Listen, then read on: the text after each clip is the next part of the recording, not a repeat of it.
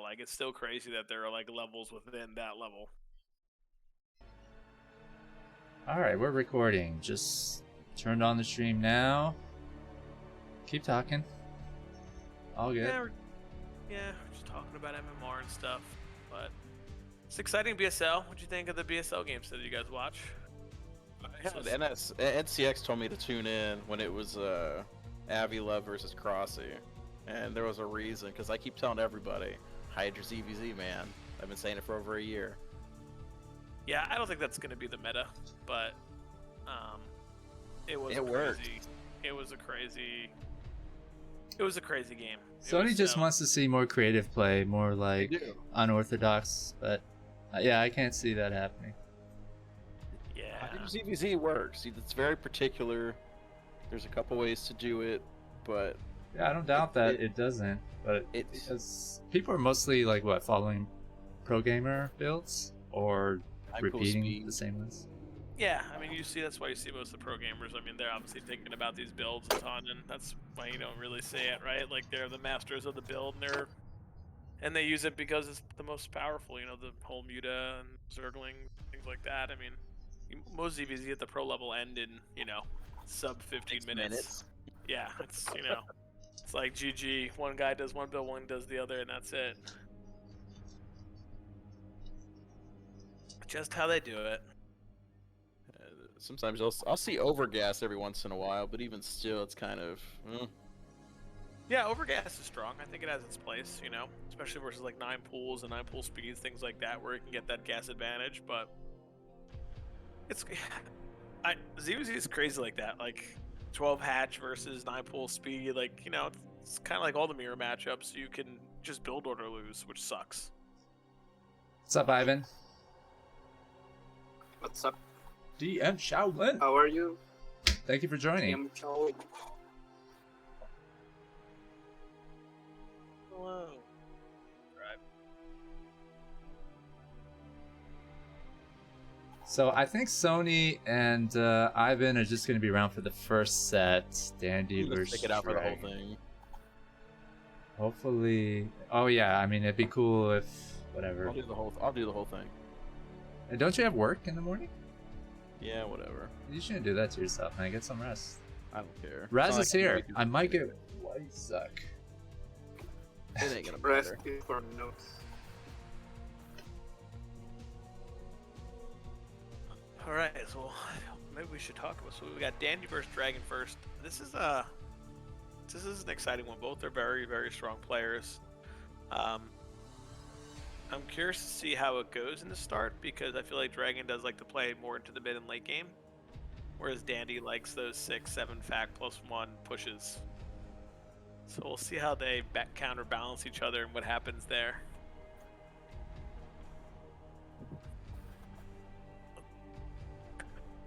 I'm gonna go 3-2 Dragon. Same, 3-2 Dragon. 3-2 Dragon. I think that he'll, as the game goes, he will really show his skill and do his thing. Let's get another game on Bloodbath.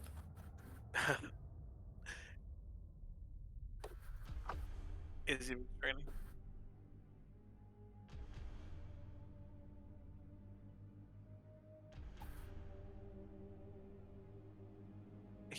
He's in Gosu League. Gosu League. Yeah, Gosu League has definitely stepped up its game this season. The round of 24 is very even tough in itself. I will say that. I just played Dragon. When did BSL end? When was the last placement match? 2 weeks ago? Oh, you mean the qualifiers? Yeah, last Friday. Last Friday.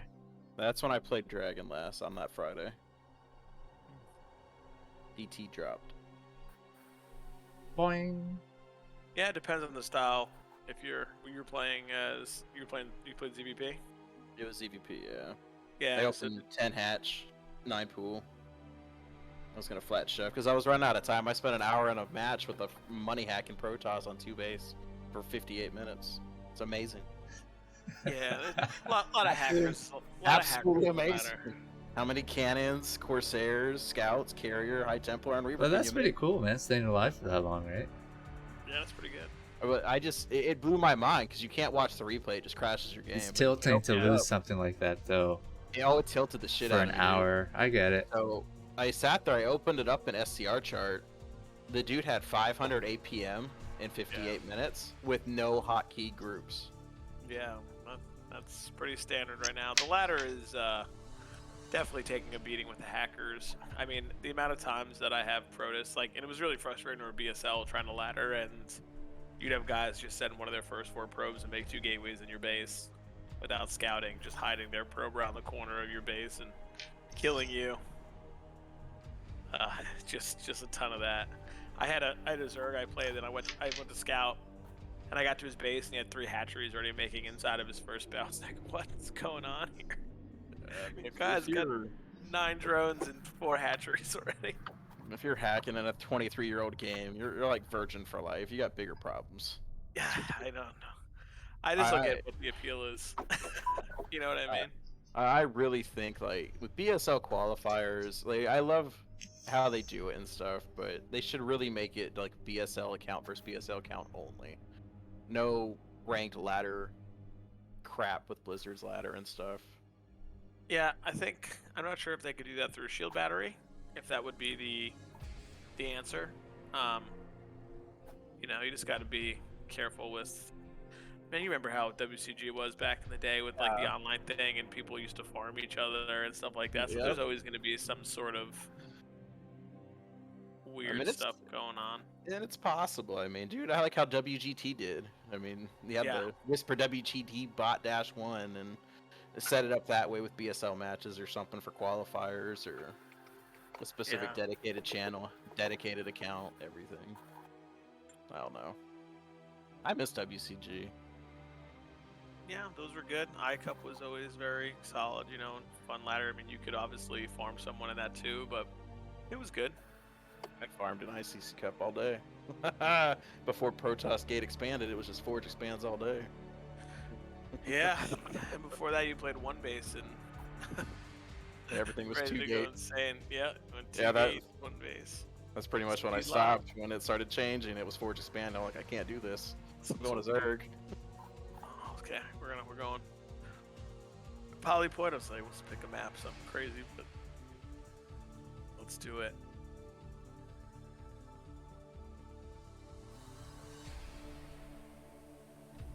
Map, baby. That's so standard. So we're gonna start with Polypoid. So I think it's a pretty very balanced, safe map right now for everybody to have. So it'll be good. I have a glass of wine. Nice. Ready to go. Red wine? Red wine. Yep. A little cab Nice. sav. That's my go-to. Razz is When I classy. drink wine. I try to be, you know, a classy boy once in a while since I play Protoss, you know. Sony's our redneck. Yeah. What are you drinking, Sony? Miller? Oh, you're out of beer. Out of beer. Moonshine. Run to the beer store, man. Nah, I don't feel like it. If I go now, I have to go get gas. I'm just gonna stop tomorrow morning. I mean, I've got some sangria, actually. My girlfriend was over for the weekend, so she left it. I could drink that. Could drink it. Go for it. An interesting blend of her choice. It was like some pineapple berry mixture sangria.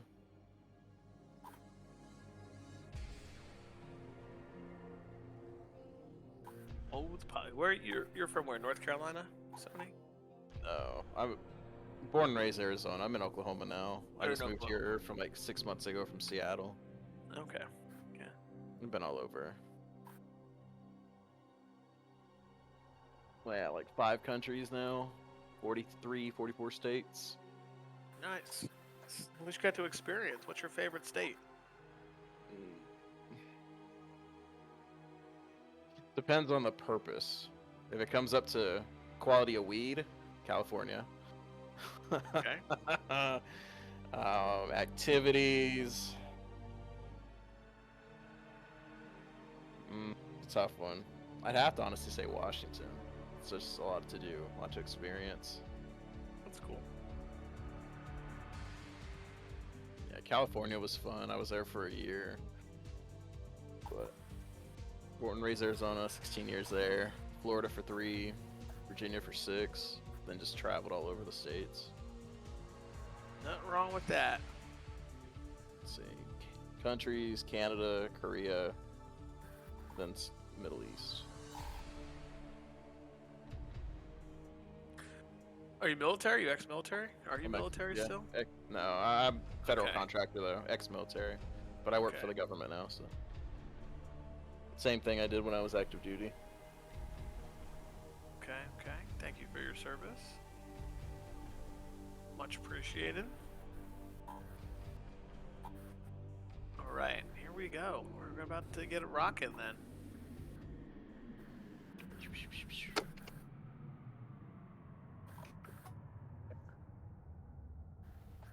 I do. I think I mean, like I said, like your point may be super valid. I don't know how active, but I think you Dragon has no. I gotta listen. It's a good point. First map, Polypoid, is an interesting map. You know, we'll see what style Dragon chooses to play. If he's just gonna play standard like 21 necks into like 2-gate, 3-gate Goonobes and macro, which he likes in a fast arb, or if he's gonna be a little more greedy, 12 necks or forward gate, see what he does. I think he's gonna 12 next game 1. I like that idea. I think that's really good in series to do stuff like that. Kind of get things on their going or some hyper pressure.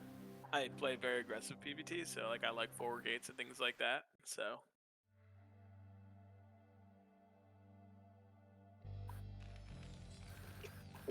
Okay. I'm gonna start presenting. Bienvenido a todos. Soy Chaolín. Les estaré hablando en español junto a los otros casters que estarán hablando en inglés. Así que será una mezcla bastante interesante. En la esquina superior derecha está jugando nuestro Terran peruano Dandy contra Dragón de Canadá. Está en la esquina inferior izquierda jugando con Protoss en Polypoid. Es un mapa con unas posiciones cruzadas que podrían favorecer un poco al juego de Dragon, especialmente si se una expansión temprana. all right, everything he said and more. So we do have a little TVP here on Polypoid. We have Terran in the top right is going to be Dandy, and our Protoss in the bottom left is going to be Dragon. So we do see a pylon already placed in Dragon's base, so no forward aggression. Let's see if he decides to make a gateway or if he's going to take probes. My stream is frozen. Yeah, mine did too. Yeah, Or Ox. Maybe Ox. Yeah.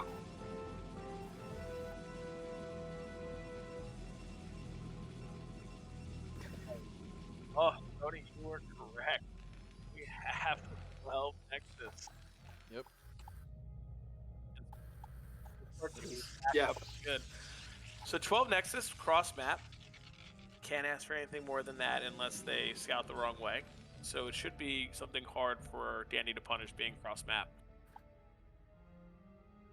And we have the probe actually scouting cross map, which is really fantastic, so we'll find him quickly. Tenemos una expansión rápida por parte de Dragón con su descarte de cualquier posición cruzada, que es lo que podría favorecer para prevenir algún rush de SCV con Marine. Así que probablemente Andy se va a dar cuenta un poco tarde de la expansión y decida ir con un push de 2 tanques con unos 8 marinos. Probablemente es lo que se puede, o un juego aéreo, un estilo similar a lo que hace Razz, un coreano con bastantes drops. Veo estas 2 opciones por el momento. Yeah, so it'll be interesting to see what Dragon does from here. It doesn't seem like he's gonna opt for the second gate right away. Like you have some options going with the 12 decks. You can go like 2-gate with some zealots. You can go 16, 16, 16. They add a gateway core both at 16, or you could do exactly what he's doing. He's gonna add a core and probably go with a robo first because it's cross map. I don't even think he made the zealot, which is as greedy as you can be with it, which is great. I think it's a good response because it's cross map. And he noticed that he put down a factory before the first Marine, so I think he's just going to probably transition into some goons with a Reaver or just right away Robo and Obes. So I think that's a really good start for a Dragon. The only kicker to it is if he doesn't make the second gateway and he pulls all the SCVs with usually like a couple Marines. Was it 4 Marines, all the SCVs? Yeah. And not having that second gate, you need to have about 3 goons. Here we go. He pulled the boys. So Dragon he sees does scout it. The one thing I wish Dragon would have done is build his second pylon, or even third pylon, add his NAT, so you can add a shield battery for cases like this. Alright, we have one Zealot out, which is going to be tough versus what's coming, but we should have the Dragoon as well. So deny that Vulture with that Pro for a delay. A little worried for Dragon on the start here.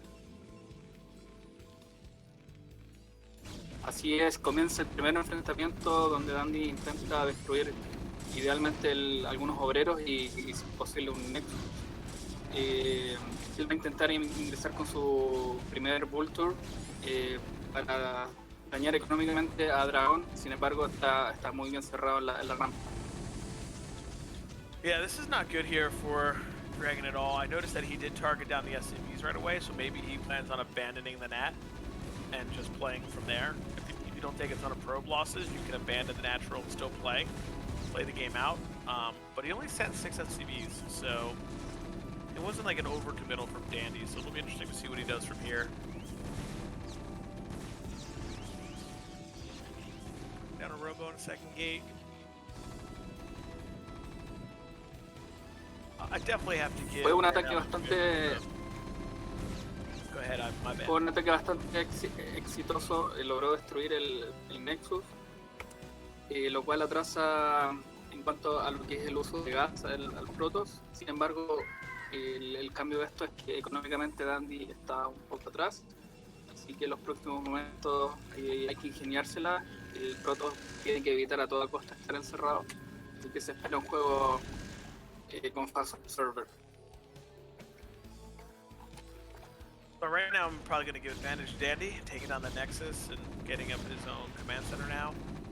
Pretty common follow-up here from Dandy with... Oh, no, not the mines.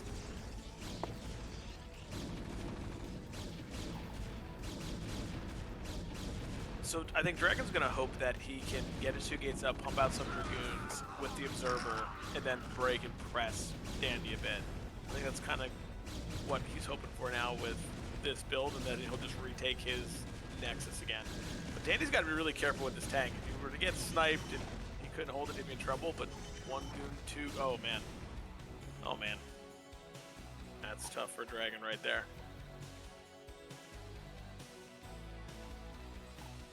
A Dragon se le acaban las opciones, ha perdido mucho innecesariamente. Dandy sigue presionando con un tanque, pero la distancia es bastante grande, por lo que Dragon necesita salir de su base.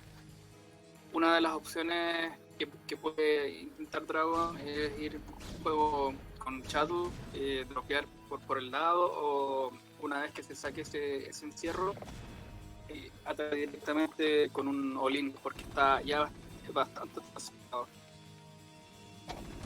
He gets that siege finish. If he doesn't take care of this tank, he's gonna be in trouble. Yeah, he's sniping the tanks. Well done. Yeah, he's got to snipe the SCV, so he can take this up to repair. We can go from there. Oh, he lost another gooner too. Yeah, 2 more goons go down, and then the tank is coming to clean up this 3rd one. That Nexus might even get canceled again. Yeah. A lot of trouble here for Dragon. A lot of trouble. Another goon going down.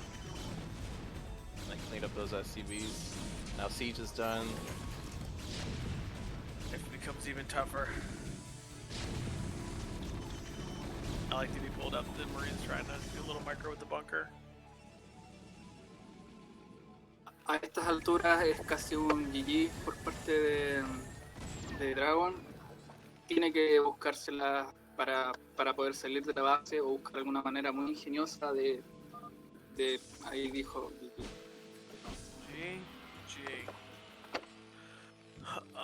It's 12 next is super powerful, but if you can't hold it, you know, it's just tough.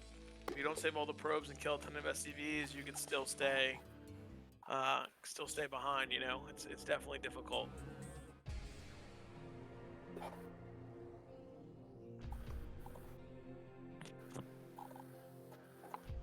You see that, Sony? Protoss isn't that easy. You can't just 12 next and win all the time. And as a PBZ. Well, 12 next PBZ also scary. Even scarier than 12 nexting versus Terran. You can 4 pool, 6 pool, 9 pool, 12 pool, over pool.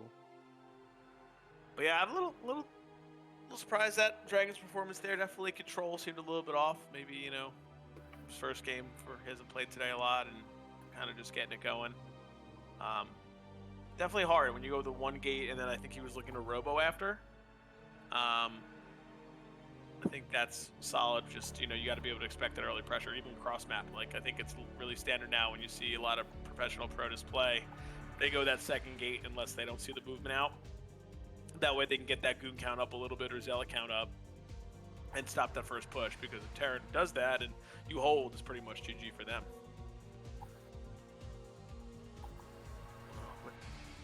Look at Machine in the chat. He's ready. He's just watching, getting himself ready to rock and roll versus Terror later.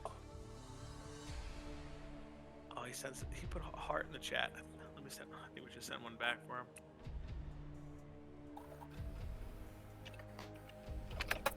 him. Oh man, so what do we think this game? So you called the first build there. I think it depends on the spawning position. So if Dragon's gonna spawn top right, I think he's gonna do a forward gate over to just the left of the bridgeway there. If he spawns bottom left, anti-top right, I think he's probably gonna we'll say pretty standard, do the one gate robo expand. So this is definitely a map that I don't mind playing as Protoss vs Terran because of gas steal potential. I think this is a map that the gas steal 9-gate pressure into a nexus without gas is so strong here. I think in all of the ASL games, that is pretty much the go-to build for most Protoss. So we will see if Dragon follows suit or if he does just a forward gate. But the forward gate with the gas steal has been so popular because it just gives you such a good setup here on this map. So we'll see what he does. Aquí vamos de nuevo el enfrentamiento entre Dragon y Dandy. Protoss versus Terran. En este caso, Dandy está en la esquina superior derecha y Dragon en la esquina inferior izquierda en Eclipse. En este mapa se pueden esperar un juego muy agresivo por las posiciones. Hay mucha información que en este caso favorece en primer lugar al Protoss por explorar rápidamente. Sin embargo, lo que usualmente o lo que uno esperaría de un Terran es que busque un juego asegurando expansiones y se mueva en este caso hacia la esquina superior izquierda hasta jugar un juego un poco más tortuga si es que es necesario. Es muy difícil las posiciones porque en el caso del Protoss tiene que construir todas sus gateways en su base principal y está limitado a cierta población, así que en este caso Dragon está escogiendo una partida un poco más agresiva al comienzo. Righty then. Want to give us our intros, Sony? Want to get in for this game? So we have Dragon spawning bottom left, Protoss, Canada. Looks like he's going to do another 12 Nexus for game 2 with Dandy, Terran, Peruvian player from the top right. So, yeah, 12 next, but a gas steal too. So, very strong opening here. We'll see how Dandy responds. Will he just go to put down a command center, like gasless, or will he go second barracks and look depressive? It'll be quite interesting what he decides to do from here. I think this is always a tough situation and call for Terran. He's going to have a late scout around the 3-minute mark, which is going to be the interesting part to it. Yeah, he's going to see this Nexus pretty late, so we'll see what he decides to do after he recognizes it, because this is definitely another greedy style play here from Dragon, which is, you know, very favorable with this with the for this map at this position. Because a lot of times what happens is Protoss goes with the gateway before they take their Nexus, and then Terran can block with an eBay. So we'll see what Dandy does in response to this. Vemos una partida, un opening similar entre ambos jugadores. Probablemente Dandy intenta atacar, sin embargo, Dragon esta vez construyó un pylon afuera de su natural, por lo que podría defender con Battery. Yo creo que Dandy en este caso va a escoger tomar una expansión y retomar un juego un poco más late.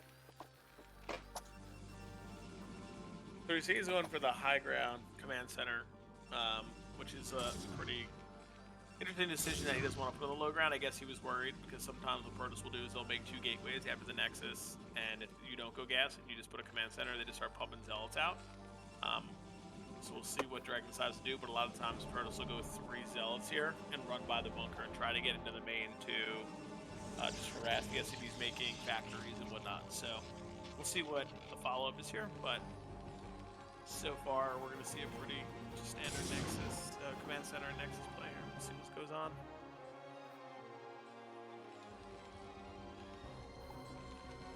Where is that SCV going is the question. About to have a hidden base top left. No, I don't think. There it is. Double expansion. Double expand. Double gas top left, man. So now what he'll probably do is when Terrans usually take this kind of hidden expansion, it'll look like they're like, oh well, he's only on 6 fac, plus 1 push. He'll be able to power to like 9 fac with the 2 armories because he'll have the extra gas if he decides to do like that. So let's see if that's what he's gonna roll with this game. It's gonna be interesting. And will Dragon ever scout it? Yeah, totally unexpected that Ninja expansion. I'm not too familiar with Dragon's Reaver micro. I don't know if it's anything like Bonneth or Oyaz. But if he can do enough damage, I'd like to see him do double Reaver harass, one at the main, one at the expansion at the same time. Catch him in the Maynard. Yeah, usually Dragon doesn't do so much of the Reaver, right? It's more Reaver DT. harassment. Yeah, he'll do some DT. He really likes the eco build, so that's why he already has. He's looking to do that like pretty greedy, probably 630 third Nexus, and then just pump goons. Like you can usually survive 7 goons is right around like the perfect number to hold early aggression. Like with that 3 tank push that comes out around 630, it'll be delayed because of the gas deal. So he probably feels pretty comfortable just to drop his like 630 Nexus at the third. Let me tell you, this Ninja expansion is like, if it can hold and doesn't get found and they get that third gas, that timing push comes out. It is serious. Just excited more players are starting to do this. That brings me back to the 2000s. Yeah, that's true. Vemos que Dandy está expandiendo en la esquina superior izquierda, lo cual no es muy bastante común. Esta expansión se demora alrededor de 2 a 3 minutos en recuperar la inversión, por lo tanto entre el minuto 6 y el minuto 8 está bastante vulnerable, pero Dragon está tomando con mucha calma, está buscando algún posible drops o algún ataque, un push bastante temprano. También está buscando expansión, no sabe lo que ocurre, no se atreve a ingresar el observer. Dandy en cambio se la jugó porque Dragon no hiciera algún Dark Templar o drop, no tiene ese tipo de defensas todavía, y en estos momentos le están viendo toda la base, así que Dragon podría sospechar que esos timings no son normales.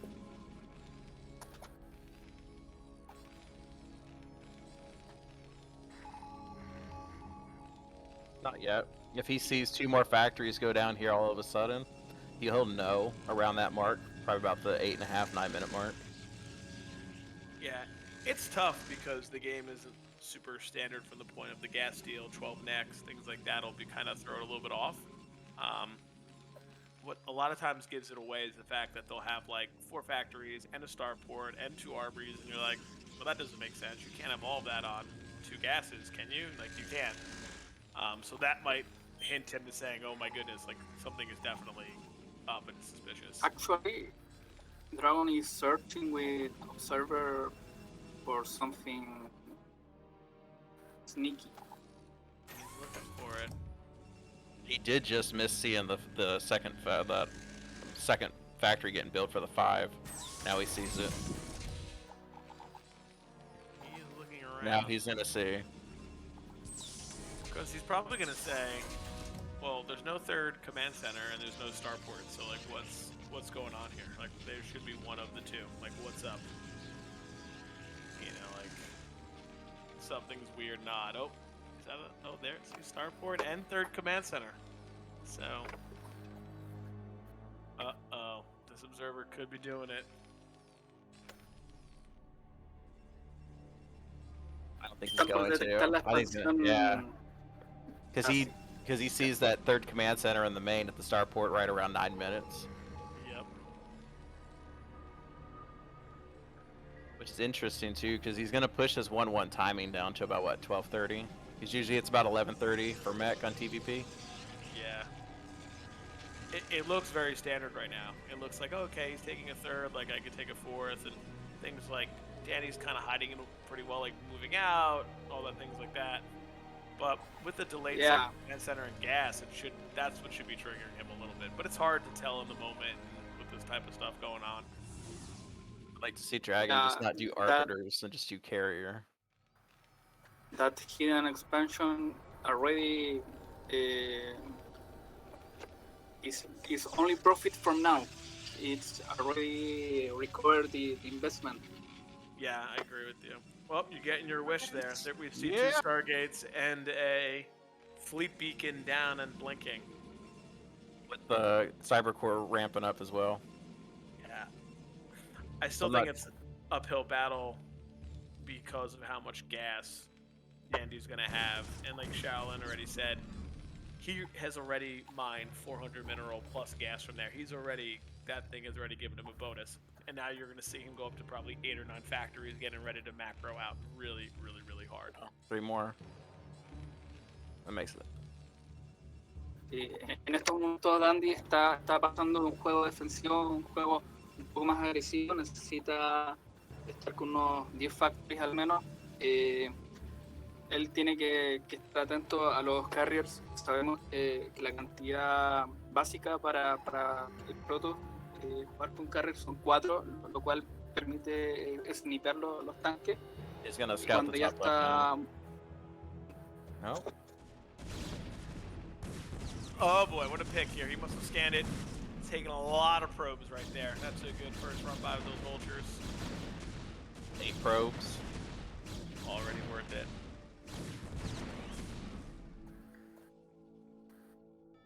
Yeah, I think right now Danny's sitting in a very, very good spot. Once he scans those carriers, he probably will switch over into just straight Goliath production. And I'm not sure if Dragon's going to have quite enough for this first one. When we see 3 Stargates, he might be able to. If he can get up to like 6 to 8 carriers, he will be in a solid spot. But there are going to be a lot of heavily upgraded mech units. I'd like to see him add the 2nd core and go for the armor upgrade as well, not just the attack upgrade, because you really need that as well to help with the interceptors survive from the Goliath attacks. And he may be on his +2 billion research right now. I'm not too sure. Because if he's ahead right now and has the +1 on the carrier air. Yep. So he's working on his +2, so that may benefit him just a little bit, because mech is only at 0-1. Yeah, I really like that armor upgrade. It really helps, like I said, the interceptors survive longer, so the Goliaths can't just sit there and just pick them all off. So it would be really, it'd be really, really nice if he can get the 2nd one up as well. It's always beneficial. Problem is, we have even Terran versus Protoss. You know, I know he's going the carriers, and they can move. Their mobility is really, really good. He must have scanned it. He's been adding Goliaths, but we're gonna have max versus max and no bank for Protoss and even bases. So, you know, it's a really hard situation. And you're gonna see Terran push down the center here because it's the best pathway. It's the smallest. It can't really be surrounded, so he'll be clumped up in the middle there so that he can really get a good engage on the Protoss army. Se viene el primer gran ataque por parte de Andy con prácticamente el límite contra Dragon, que también está con el límite, pero sin tantas mejoras, y con carriers. Así que veamos qué es lo que pasa. Tiene muy poco Goliaths, y así que en este enfrentamiento va a ganar Dragon. Okay. Pretty good engagement here because Danny brought the Goliaths to the front, so he was able to get the Zealots onto the Goliaths and lower those numbers so the carriers can clean up. But I don't think those carriers were full interceptors yet. I think he's still creating them. I don't think he's got 8 in every one. So right now the Goliaths can still fight them with those low interceptor numbers. And he just finished his secondary upgrade on his mech as well. Yeah. 1-1. 1-1, yeah. It'd be great to see that. I think the carriers are +2. Not yet. Not just yet, but... Around 14, no. 15. Oh no. Oh, good micro from Dandy here. Closing the gap. He's going to lose one. Very nice. Like I said, I don't think these carriers are full yet on the interceptors. And you can see now that Terran has taken the supply lead, and that's really, really tough. That's definitely not in the position you want to be, and he is reinforcing heavy with the Goliaths right now. And Dandy's just opting to knock down those interceptor numbers. Like I said, if they don't have any armor, the Goliaths can really just pick them off.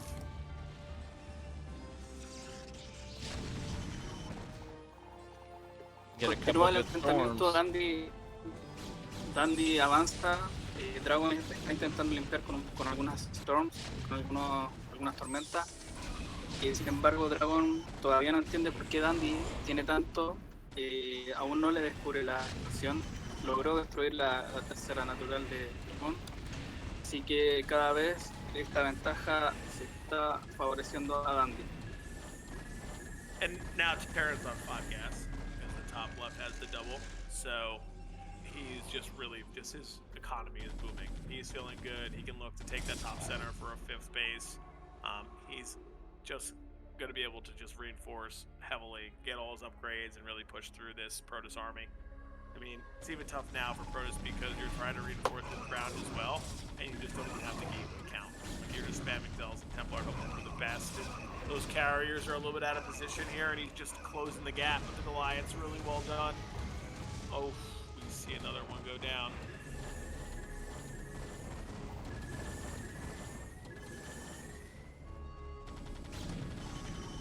Tenemos que Dandy continúa atacando. Cada vez está poniendo en jaque a Dragón. Está avanzando, está logrando cerrando. Y se viene probablemente un GG por parte de Dragón. Ya no se puede hacer mucho para recuperar esta partida por el lado del Protoss. Yeah, Mech just has their +2 weapons now, I believe. Yeah, I think we're going to see a GG here very soon. Yeah, there it is. +2.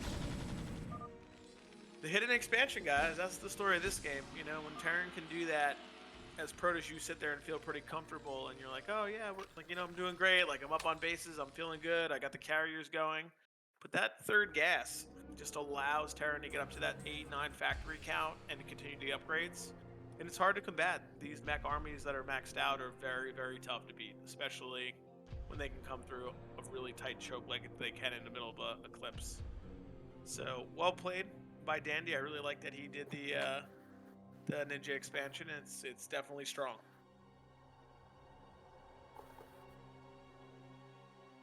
Yeah, I'm surprised that Dragon didn't look back. He had to be like, what the heck was that? Like, how did he have all that 2-1 maxed out army?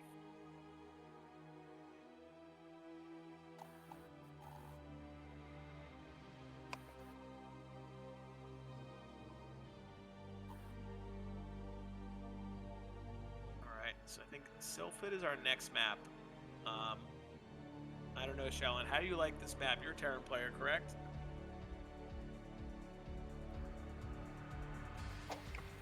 I'm random, but mainly Protoss.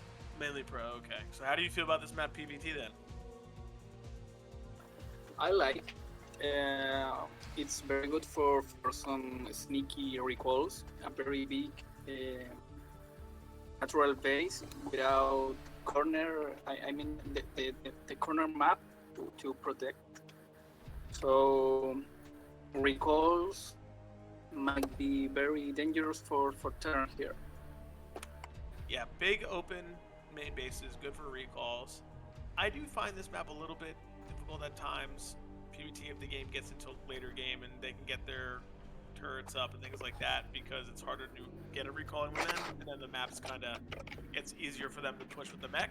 But I definitely agree that there's some good timings for good recalls and pressing and kind of locking Terran in on 2 bases and forcing them to fight out to the third. So we'll see what Dragon goes with.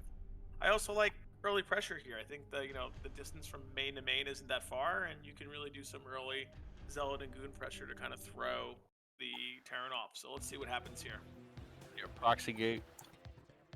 You could proxy gate in the center and press. Yeah, that totally could be good too.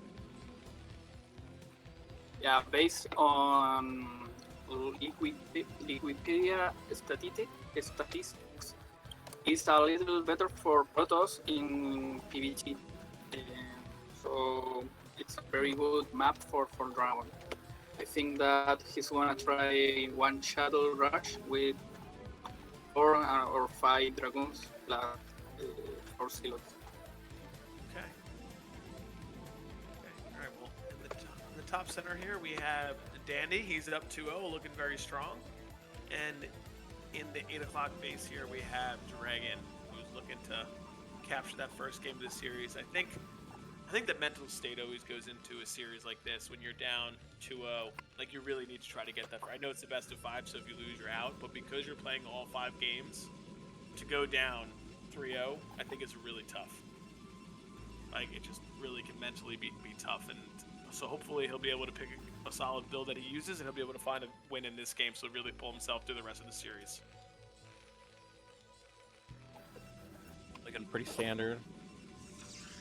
Yeah, and then if you're a Dandy, is this the time to pull out something crazy? 2-fact, hidden factory, you're up 2-0. Can you really put the pressure on and take a risk here that really might pay off? I'd like to see something like that from him. We saw last game, he already took a big risk with a Ninja expansion. Can you double up here? Can you hide something? Can you do something crazy, that'll really kind of throw him off? Like one vulture drop? Yeah, something like anything. Like, go FAC and FAC, starport drops, anything. That's strong on this map as well. So we'll see what they decide. So interesting here from Dragon, no scout. So that kind of tells me that he's probably looking for some sort of early Nexus play, either 19, 21 Nexus that he's going to go with. That's why he's not scouting at all.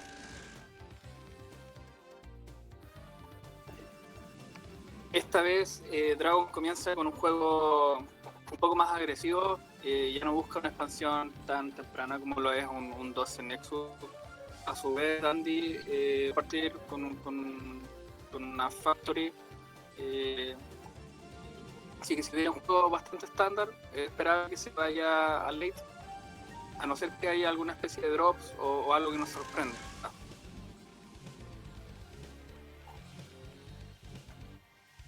So I think positives and negatives to this build. When you talk about economy, this helps you really push out those probes and really just have that extra mining. I know it's 1 probe, 2 probes, but at this early stage of the game, it matters a ton. So that's going to really help him get going. The problem is he's going to have to wonder now, is this Terran, because I'm not scouting, going to 2 factory against me?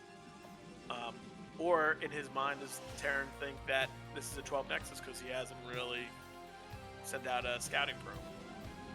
So it'll be interesting to see how both players react as the game goes here. All right, 21 Nexus. Probe going past. Oh, he's coming back. Okay, he's coming back. So we are going to see that 21 Nexus.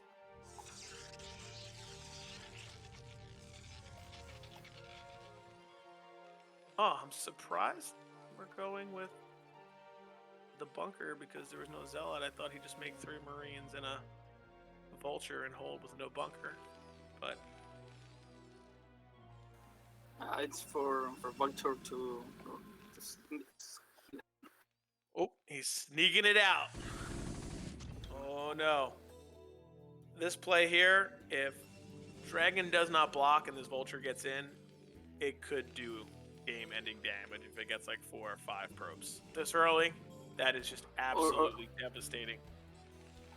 Yeah, or if he waits for mine upgrade and then a little fast push, mines can be very dangerous. Yep. Dragon does block well. Doesn't let that vulture in. We see a quick robo into a second gate. I don't know if he's going to go with Reaver this game. Like I said, I know that Dragon really likes to go like these 2-gate obs, third quick nexus, so we'll see if he continues that play style or if he's going to mix it up and go for a Reaver drop here with the big natural or big main that's there.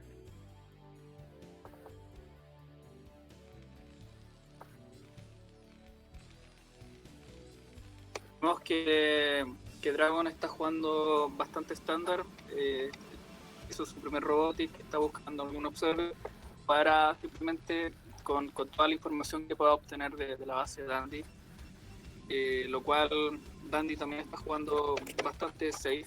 Buscará poner algunas torretas de tal manera de evitar algunos drops de River y poder probablemente tomar su tercera expansión o bien buscar algún push de 10 tanques con un remate de hartos vultures. And like you said, Shaolin, he got those early mines, so he's using them to scout. He's putting them at all the expansions right now to try to deny any of those quick third bases. He should have his observer up shortly, and if he really does want that 630 Nexus, he can take it. So we'll see. It seems like we have a pretty standard game here. Dandy unsure, I guess, of the tech, because I think he went Armory eBay, not Armory Academy, so he'll be getting a ring of turrets up in his main just to defend from possible Reaver drops like that. And a nice early +1 ready to go.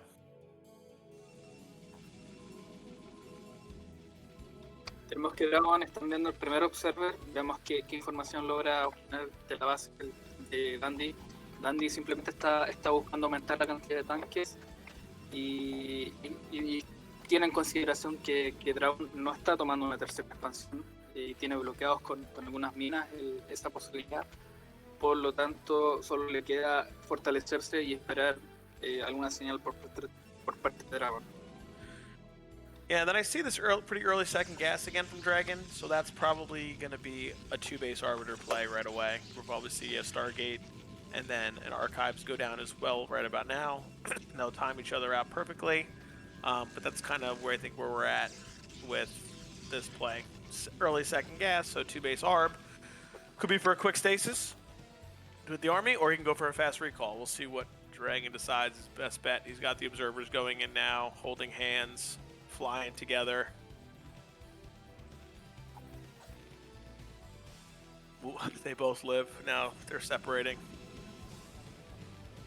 A divorce.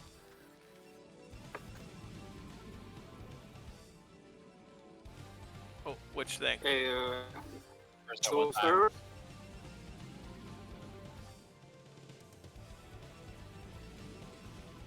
It's smart. Try to get one in, to see what's going on. Because I know that a lot of times, like even on ladder, I play against Terran that have their 3 factories together, and they have their Goliaths, and they keep scanning or turrets killing, so they can hide their other factories and get a 6-fac and just push you over before you can recognize what's going on. So it's definitely smart. You definitely want to be able to see that factory count.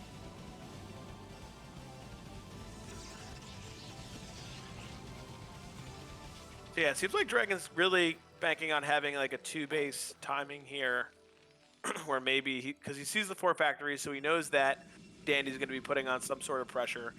He should have the Arbiter out around 9:30, so that way maybe he'll be able to stop this first push and be able to get a good stasis and really hold the Terran in, and then he'll just take more bases from there. Tenemos que Dragon está buscando un juego rápido con Arbiter. Por otro lado, Dandy está buscando un ataque temprano con 10 tanques y un remate de Vulture. El cual debe estar alrededor del minuto 10, incluso un poco antes. Por lo tanto, es posible que Dragon no alcance a tener el Arbiter a tiempo. Veamos qué sucede. But Dandy seems to be pushing out here. It looks like he's going to be taking the high ground, maybe taking a 3rd base right now. Maybe he recognized that Dragon's only on 2 bases, so he's worried about like that timing attack. So he'll just make some extra units before he takes this expansion and try to secure this command center. Now, I think a good note for this map is I believe those mineral patches at that third are less than a lot of the other ones. Yeah, they're only 1,000, so those do mine out quick. And I love this DT. He noticed that there were no scan, and now he is just picking off tanks. This is massive. He's going to push it with the goons because there's no siege tanks. He's going to take as many tanks out as he can. Oh, very nice. Get one more tank. Perfect. This is great. Taking out what units he can. Oh. Blue soup on the menu tonight. 3 tanks for 1 goon's well worth it. Well. Yeah, and that's very good news for Dragon because WhyuSuk and the key possibility to spend that allows to arbitrate very successful. Yes, I agree. He's getting those scans out so that the arbiter is more effective. I'm surprised that dragon is expanding towards Terran and not away from him towards the bottom. But we'll see how that works out. I just always think it's better to expand away from the mech army to make it have to travel further.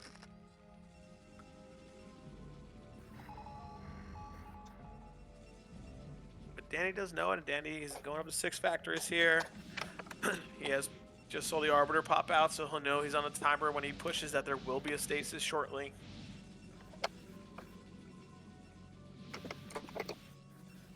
Dandy perdió un par de tanques con un Dark Templar, y lo cual favoreció a Dragon, le permitió tomarse 2 expansiones de una sola vez.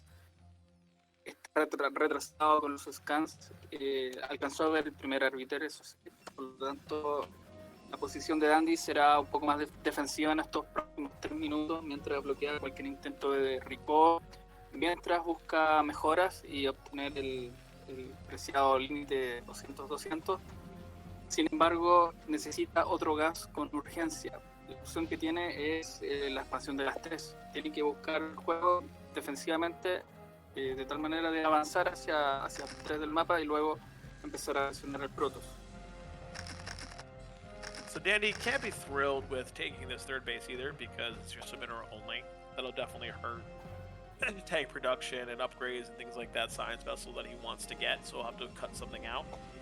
I think his hope is that Dragon will go for a fast recall. You can see he's already setting up for it with the mines and everything. If he could just get Dragon to recall 25 units onto a bunch of mines, I think that would really help him. So he's setting up for it now and just gonna kind of push out and wait.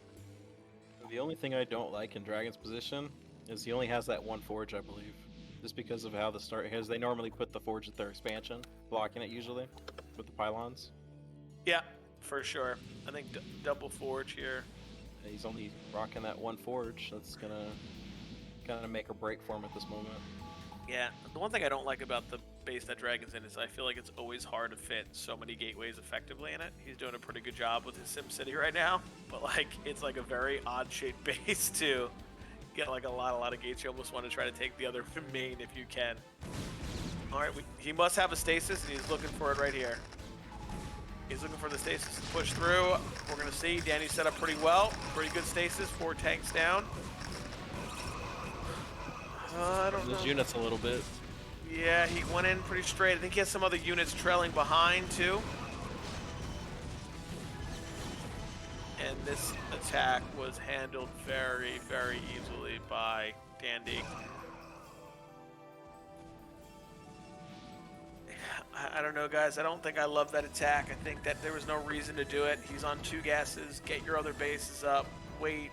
Get up to 4 arbiters. I think he would have been okay waiting to try to attack and it was set up Terran. I think anytime there's a Terran that's set up, siege, turrets, mines, it's very, very difficult. I don't know if he was trying to get in. Can we check what upgrades he's on? Okay, maybe the 2-1 just kicked in, so maybe he was trying to beat that timing of the 2-1 and just get it while it was 1-0. But gonna be difficult now. We see it Terran has taken the supply lead by 1. Good Having tanks. EMP. A lot of tanks. Good EMP. My one Arbiter has no energy. Tenemos nuevamente algunos enfrentamientos. En esta ocasión, Dragón ha cometido muchos errores. Se lanzó sin mejoras, teniendo una ventaja en producción y en posicionamiento del mapa. Lo cual ahora Andy está en una posición favorable. Va a comenzar a atacar, probablemente tome la mitad del mapa y empiece a avanzar nuevamente hasta llegar a la principal de Dragón. Just throwing units away there. Yeah, I'm really surprised that Dragon continued this. I think we're gonna see another GG soon. You're probably gonna see Dandy push to the natural of Dragon, cut it off from any units reinforcing, and then start sending his reinforcing units to the other bases. One good stasis. He can get a second stasis, but I don't think he's gonna be able to. No. GG. And there's the GG. Yeah, I'm a little disappointed that Dragon decided to attack there. I think he could have waited with that army and been maxed out with these 4 arbs. Waited for the Terran army to come only on 2 gases. Win that first fight, mass expand, and you're good to go. Like, I don't think he had to attack into that already set up Terran army. Nuevamente Dandy se lleva este juego, supo aprovechar los errores y Dandy no perdona. Atropelló a las unidades de Dragon. Así que muy bien por él que sabe aprovechar los errores del oponente. Alright, well, my prediction was wrong. Start with that. Let's go with that much. I don't know. For me, this gets tough now, right? You're down 3-0. You can't win the series. You got 2 games left. I think it's always hard. You know, I brought it up before about the mental game, but it's definitely something I think that starts to weigh on you as a player. You can't win. It's tough.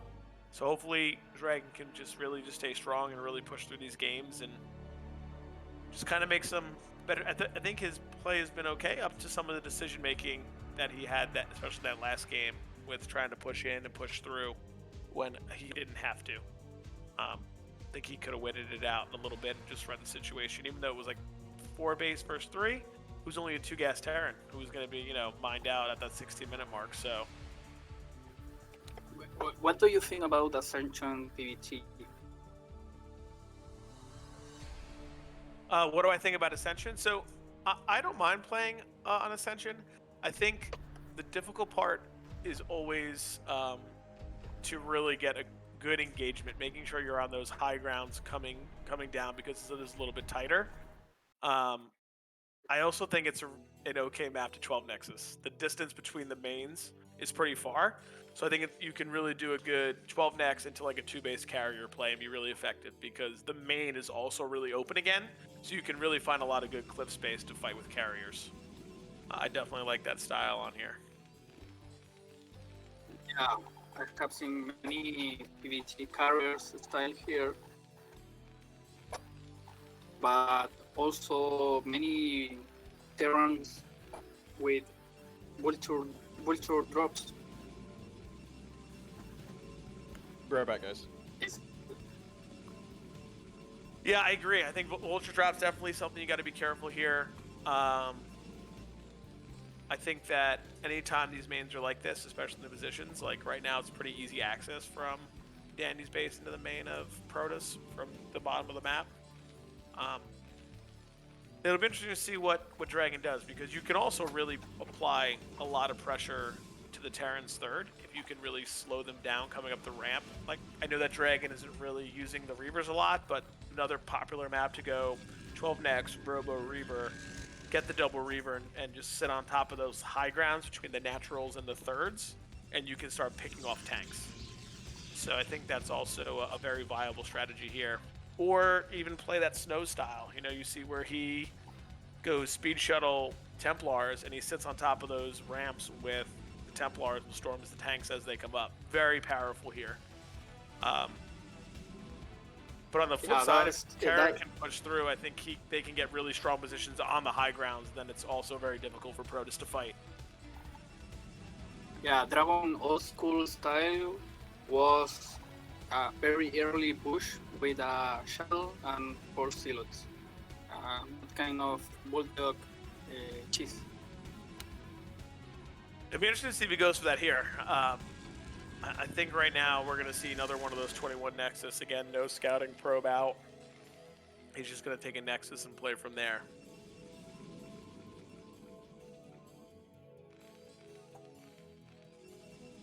Nuevamente vemos el enfrentamiento entre Dragon de Canadá y Dandy de Perú. Esta vez el cuarto juego.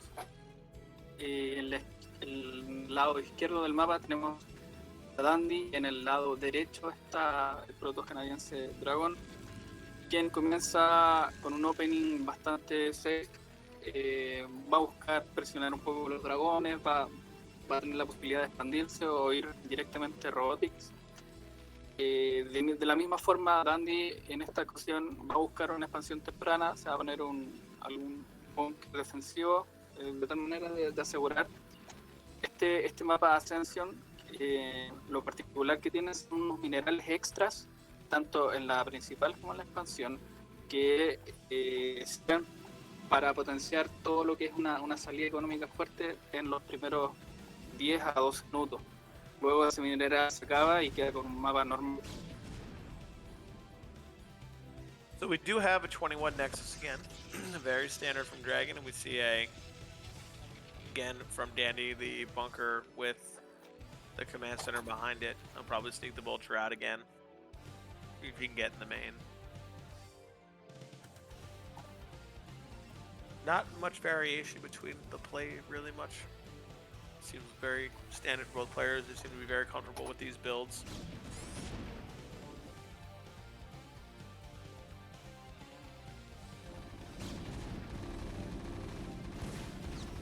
You just see Dragon there poking in with the Dragoon. He just wanted to confirm that there was a command center behind that. There wasn't just a bunker and 2 factories coming out. So now that he knows there's a command center, he can kind of choose. I'd like to see Dragon really mix it up here. Like take even like a 1-gate, 3rd Nexus, or really get a Robo and a Reaver or DT, something just to mix up the style and the gameplay. Like it would be good to see him mix something else in. Archon mind control on the siege tanks. Huh. It's so crazy it'll work.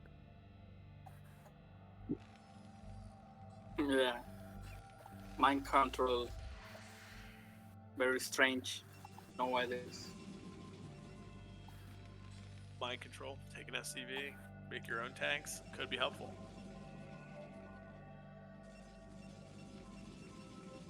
Yeah.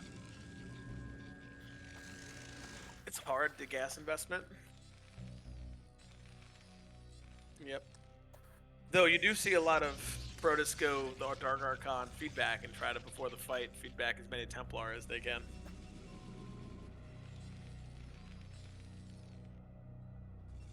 Well, it's a start. It's a start. Oh, we have a probe trapped. That poor probe not getting out from between the Robo and the Observatory.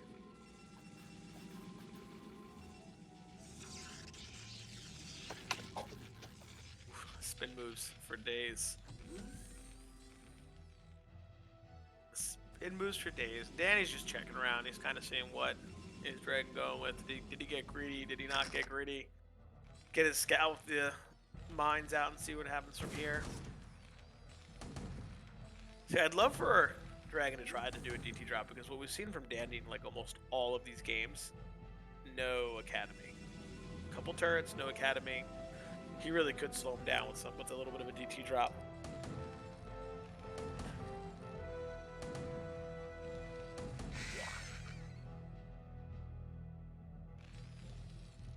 And plus one factory. Are we gonna have a starport? Are we gonna have a second factory? Wonder what we're gonna go with here from Dandy. And Dragon, early second gas, no Citadel, and 1 Stargate. We're probably gonna see 2-base carrier play here.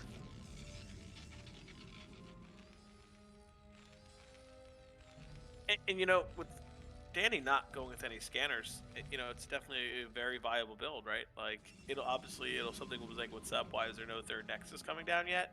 But He's not scanning, so he doesn't know the gateway count. He doesn't know what the unit count is. He doesn't really know the tech. So he really is doing a good job of hiding these carriers. So might be something that works out. Beacon going down. Second Stargate. Probably +1 air will probably be starting up if it hasn't already for Dragon. Danny's going to this 4-fac, probably going to take some units. We've been seeing this again where he goes 4-factory into a 3rd command center. It'll be interesting when he does get his scanners. If he scans 2 gateways only, will he push out with the 4-facs? It'll be interesting to see what he chooses once he figures out what's going on.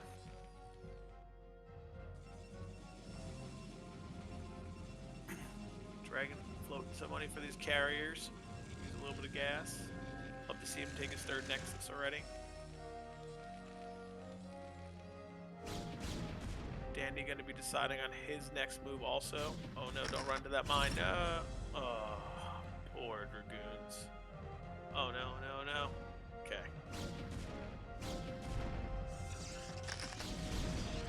Oof. Lucky. Dancing with fate here. They are. Lucky boys. Lucky boys.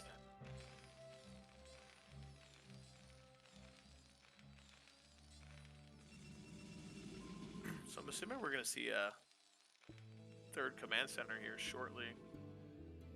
Considering he's going to go with the star port and stay on the 4 factories. I think he'll move up and take, maybe he's going to take an on location command center.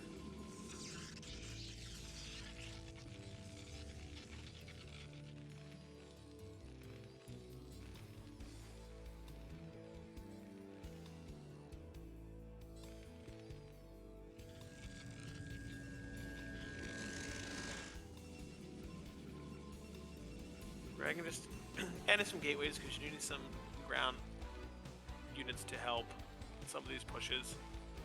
But Danny just getting his scanners now, so he, you know, in the beginning part of the game, 4 carriers is a pretty magic number. So if he can get those out before he switches over to Goliath, he'll be okay and be able to get to 6. Once he gets to 6, that's like a big magic number. He'll start being able to pick off units quite quickly.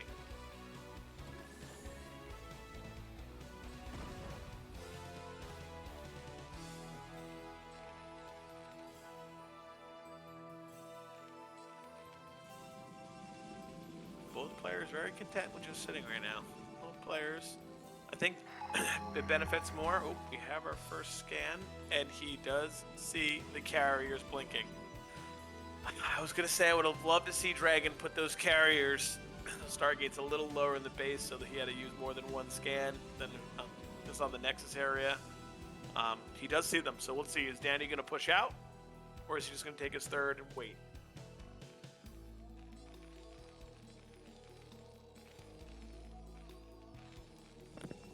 Because there's really that tricky timing, right? Like, you want to be able to get your Terran army on the map, but you have to be able to combat both the air and the ground, because if he's able to pick off 2 or 3 Goliaths, that's all you have. The carriers will clean up the Terran army and the game's over, because Protoss can just take over. Oh, we see that Dragon is going in with 2 carriers, and that turret is doing damage to the carrier. Dandy targeted down that first carrier bit, losing some of its shield. It'll regen.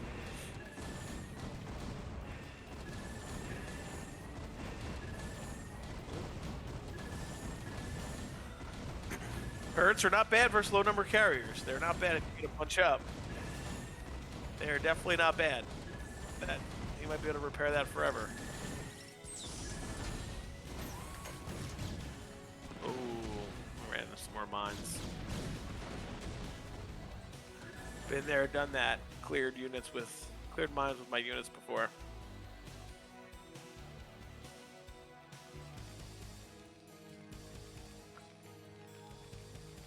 Dragon up to 4 carriers, 5 and 6 are probably going. When we're talking about this map, it's kind of nice that you have the mobility to go between the Terran's main and the expansions pretty quickly and have your units on the high ground. It's definitely a positive here. 4 carriers +1. Looking to pick off some of these Goliaths. I like that. Trying to lower those numbers quickly. I love to see him pick off that factory that's spinning. That's probably Goliath range. If he would have saw it, he could have went in and just picked it and really would have hurt those Goliaths.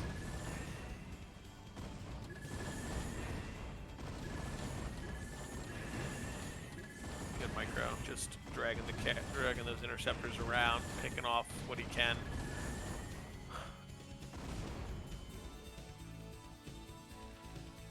Much better position here. I like it from Dragon. We have Dandy taking another 4th base, just hidden there at 9 o'clock. Wouldn't think he'd be taking that base right now. Oh, that carrier's taking a lot of damage. No, run it away, run it back. Don't let that carrier die. Oh, no. Imagine having your carriers, but then have just a lone random arbiter. Especially in this Terran position, where their base is. Bottom left corner behind the expansion, below the main, and then just recall all the carriers in behind the base like that. Good. Could work out. I will say, current meta right now, PvT, a lot of times you do see Protoss getting 1 arbiter and then carrier switch. I think for a lot of like that. Oh no. Oh no. Oh no. Oh no. That hurts. That hurts. It hurts my Protoss heart. 2-1 Goliath, you really need to try to match them, at least get the armor. I keep saying the armor upgrade is so important for these carriers. You really want to have it. We're just getting our Citadel. I think, oh no. Oh no. The target fire. Ouch. I think we're going to see Danny get up and move here. It looks like he's up to probably 8 factories by now. 6 factories. 2, 4, 6. 2, 4, 6. Yep. 7, 8 factories. So he's ready to move. He's ready to reinforce across the map. He's already taken his 4th. Dragon doesn't say it. Yeah, he just finished it. He doesn't have it. These carriers and units are going to be caught out in the middle here. Doesn't matter, they're on the high ground when you're 8 goons versus 10, 12. Oh no, this is the worst place to be, in the middle of the map with these carriers. The Goliaths can just walk up and fire on him. He's down to 2 carriers.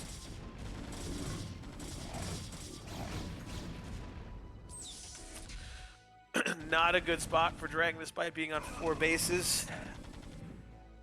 Once Dandy gets control of this high ground, things become much, much, much more difficult. Just bleeding off units here.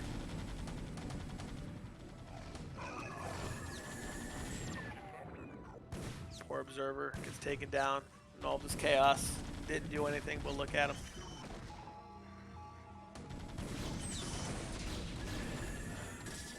Alright, let's see what Dragon can do. If he can't get something accomplished here, if he can pick off as many Goliaths as he can with the... Nope.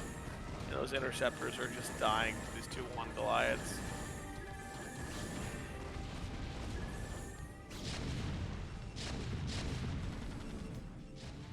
I think he'll make one last push. Nope, he's not even going to make out the push out before he says GG. Wow, dominant performance so far from Dandy. Dominant performance. I think giving up, when you start leaking off those carriers like that early, and you can't get to critical numbers if he doesn't throw those first 2 away. You know, when he fights again, he's probably at 7 or 8. So that's probably way more helpful fighting in the middle. Just very, very difficult so far. Not going Dragon's way with some of his builds here and just microing his units. All right. Like our last map is going to be Largo, a map that I banned. How come? How is this map PvTs about? So I think PvT is a little bit easier because there's the 3rd base is not a gas space for Terran, and you can kind of fight from the high ground down. A lot of open space for vultures to kind of maneuver. I ban it because of PvZ. PvZ on this map, with the way that it's built, is very hard. these mass Hydra styles coming down on your third from the high ground. There's no third gas for you to take. That's easy. I find it very, very hard PvZ. Yeah, it's very hard PvZ. So I ban it.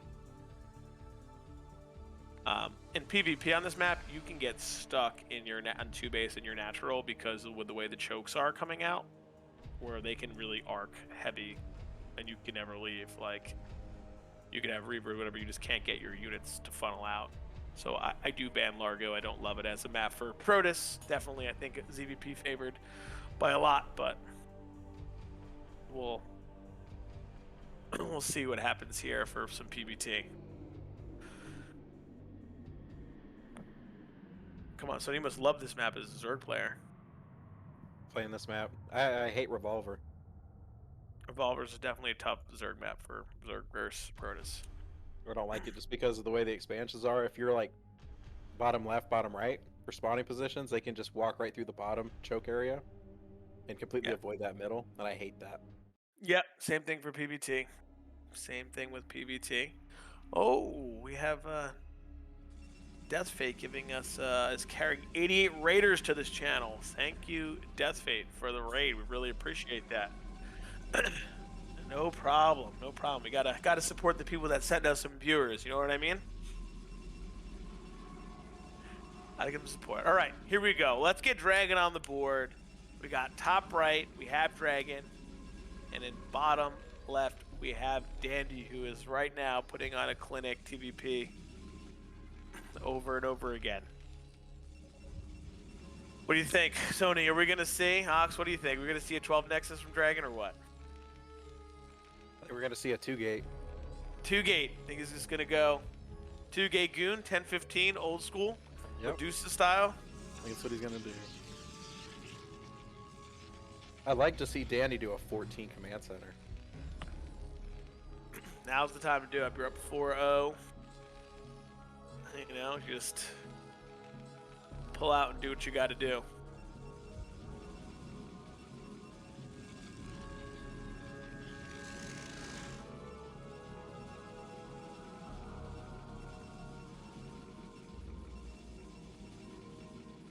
Dragon has to win one. We had to help Terra get one when he was playing against Kala.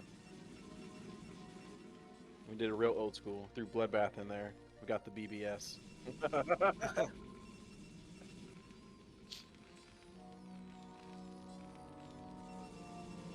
No, not Lost Temple. Not Versatarian player. Never. No. Ever. Luna. Pick a Luna. Longinus. Cross. Neoport. Oh man. Yeah. Nostalgia for nostalgia purposes. So there it is, the 12 Nexus. I figured he would do it. Goodness. Good map for it with the how far the bases are. And he's gonna cross scout. Love that he's cross scouting as well. Having that cross scout really lets you know that you can be a little bit more abusive to econ and just not cut those probes and just kind of keep it going. He just needs to remember that Dandy did in game 1 go for the cross map semi all in, so hopefully he'll keep that in mind this time. I think just getting to the 2-gate Goon behind it. Gas steal? Getting 5 Gooms, yep. 12 Nexus gas steal. Oof, loving it. Loving it, Dragon. Let's go. That's how you're going to get this one done. Well, Danny can still pull every SCV. So the question will be, I think he just was going for a gasless anyway.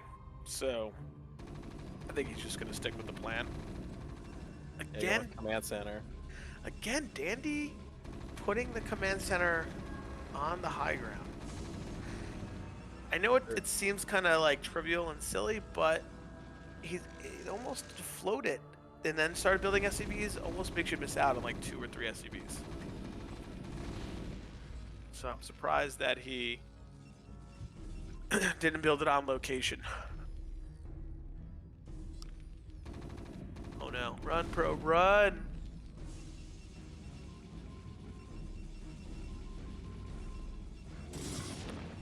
Oof. Eye for an eye. Oof. I like it. Dragon putting his pylon now by the natural, just in case. some kind of all income. You can always still build a shield battery, something in the front to help your units fight. Much, much better. We'll probably just see one gate robo again. It looks pretty standard and common from what Dragon likes.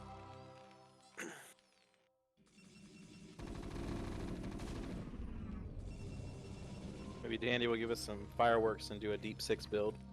Well, I think Dragon's a little nervous right now because he never saw the command center, I think, being built, right? It was on the high ground. He had the probe on the low ground. So I think he went to check there with his probe, and not sure if he got any vision or could see. I wouldn't be surprised if he sends his Zealots to run in past the bunker. Double factory going down. Might see some early pressure. We'll see.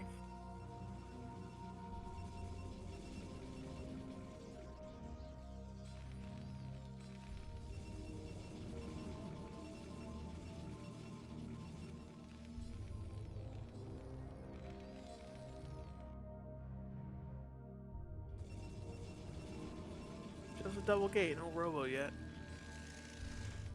eBay going up.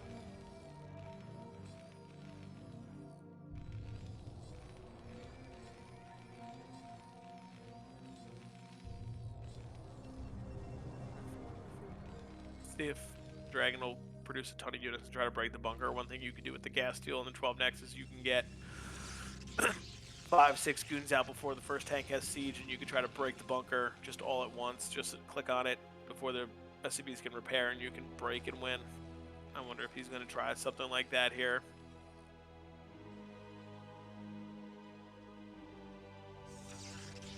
Looks like he's looking to just take a third Nexus again.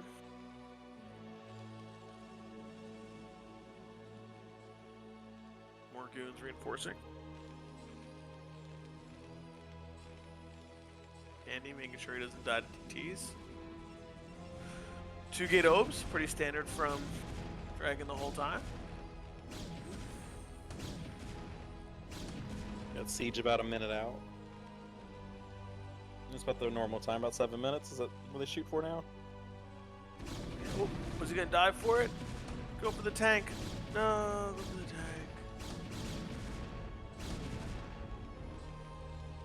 I'd love to see Dragon get that tank going there with the 4 goons.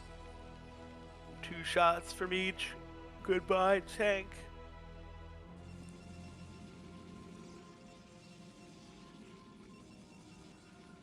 Dragon going up to 4 gates. Looks like he's just gonna continue gateway production. Maybe go arbiter play. Ooh.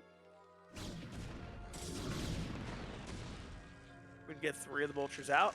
They're on the map. We'll probably lay mines all over. Try to get into the nat. The nat is open right now, but there should be a round of goons coming out. Yep.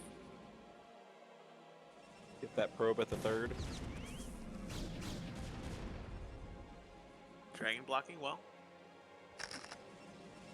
Should get another vulture here. Nope, gets 2. Oof. They got it. And he's got the observer out. No, Zealots, don't do it. Don't clear with your face. Don't clear with your face. Okay. I was a little worried there for a second, but we were okay. Oh, 3rd command center. We're gonna do a little more turtling up here. Oh, good block from Dragon.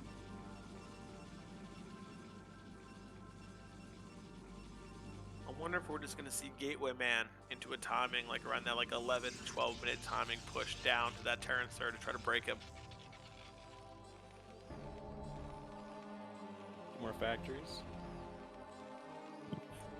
First game that we're really seeing Dandy go with the 2-fac 3rd command center. Oh, these 2 sneaking in.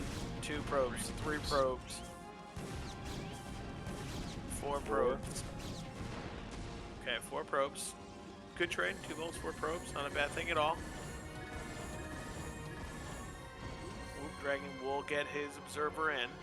We'll see the command center. Let's see if he decides to go for a 4th Nexus, or is he going to amp up the gateway count? Oh, he is amping it up to 6. Let's see if he's just going to macro out. We got another probe, I believe, trapped back there. Stuck in the back. Yeah, a little quicker on this Arbiter tech this game. Definitely a little faster.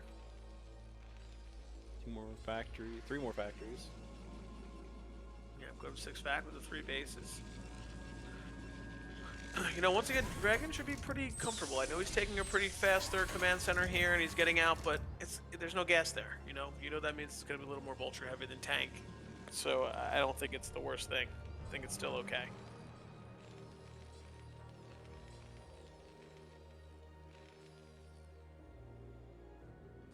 Dragon, I don't know if Dragon's looking to take top left. Oh, took the 12 o'clock, so he's on 4 base. Arbiter Tribunal coming up now.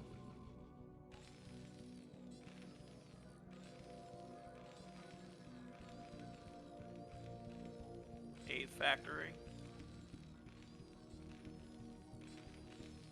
8 and 9, is that 9 as well? I see a +1. It's 8 back. Nope, 9 back. 9 factory, so maybe we'll see a plus. A 1-1 timing. 2-0, yeah, 1-1. Yeah, 1-1. He'll just heavy reinforce with vultures as he goes. You know, 9 factories to 6 gates for Brodus. Hard to keep those fights going if you don't win the first one directly, because the reinforcements from Terran and the vultures come so quickly.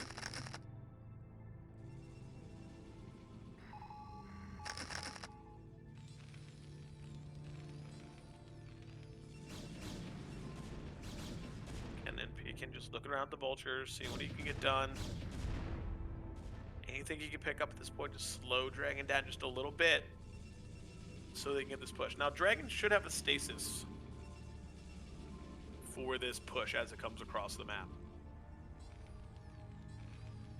Depending on when he goes, but I think we're going to see that 1-1 timing, like you said, Sony. Around 11:30.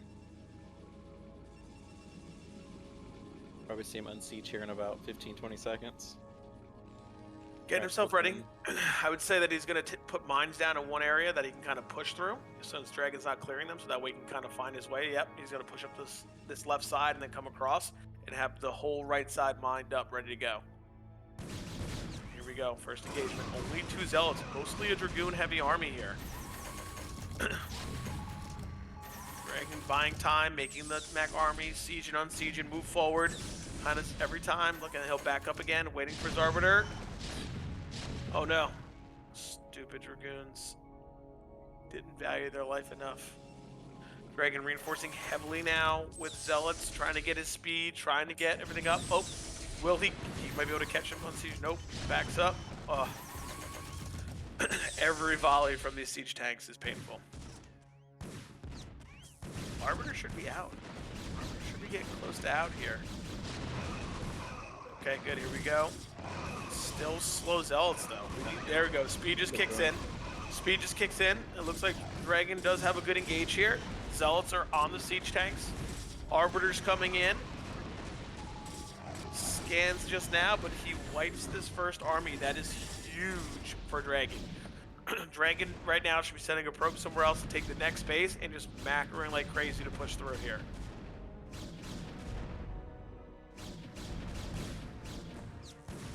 Trying to buy time right here from Dandy. He's trying to just mine up, siege up, even that 1 tank to buy time to get his reinforcements out.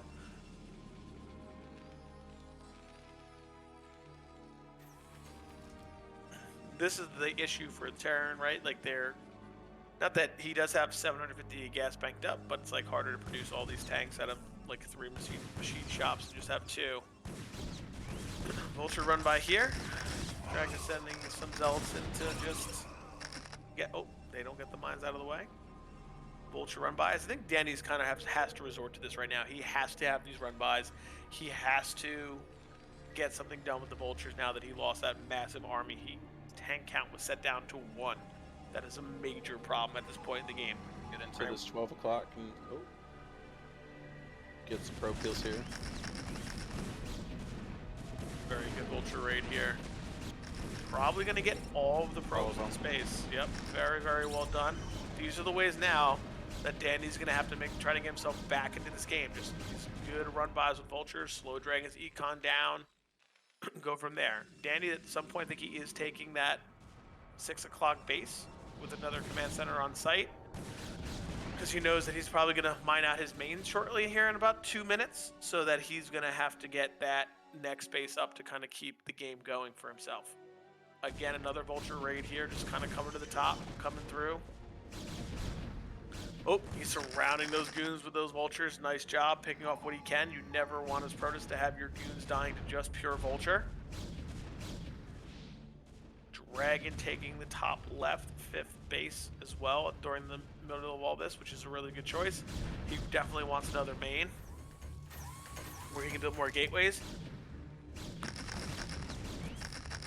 Dandy spread pretty thin here. I don't know how many siege tanks that is, but it's only looking like 6, 7, 2, 8. 7.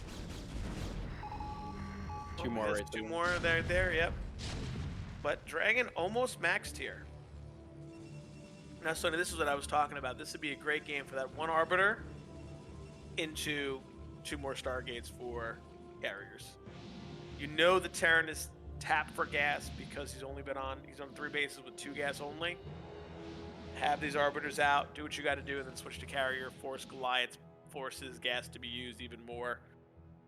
And then it makes it really tough for the Terran. I'd love to see it ready. start. About to have a second stasis. Here we go. He's going to pick a spot right here where he can stasis a bunch. Oh. Slowing down, maxed out Protoss. Doesn't get any better than this right now. He's probably going to stasis all those clumped up. There's a good stasis. 1 tank, both of those. Massive stasis there. That's fantastic. Normally you want to go for the tanks, but the fact that he can get all of the vultures allows his zealots to get right on top of the tanks in a good position. I think we have 1 more stasis. Oh, another great stasis. Here we go. He's pushing through. Looking great here.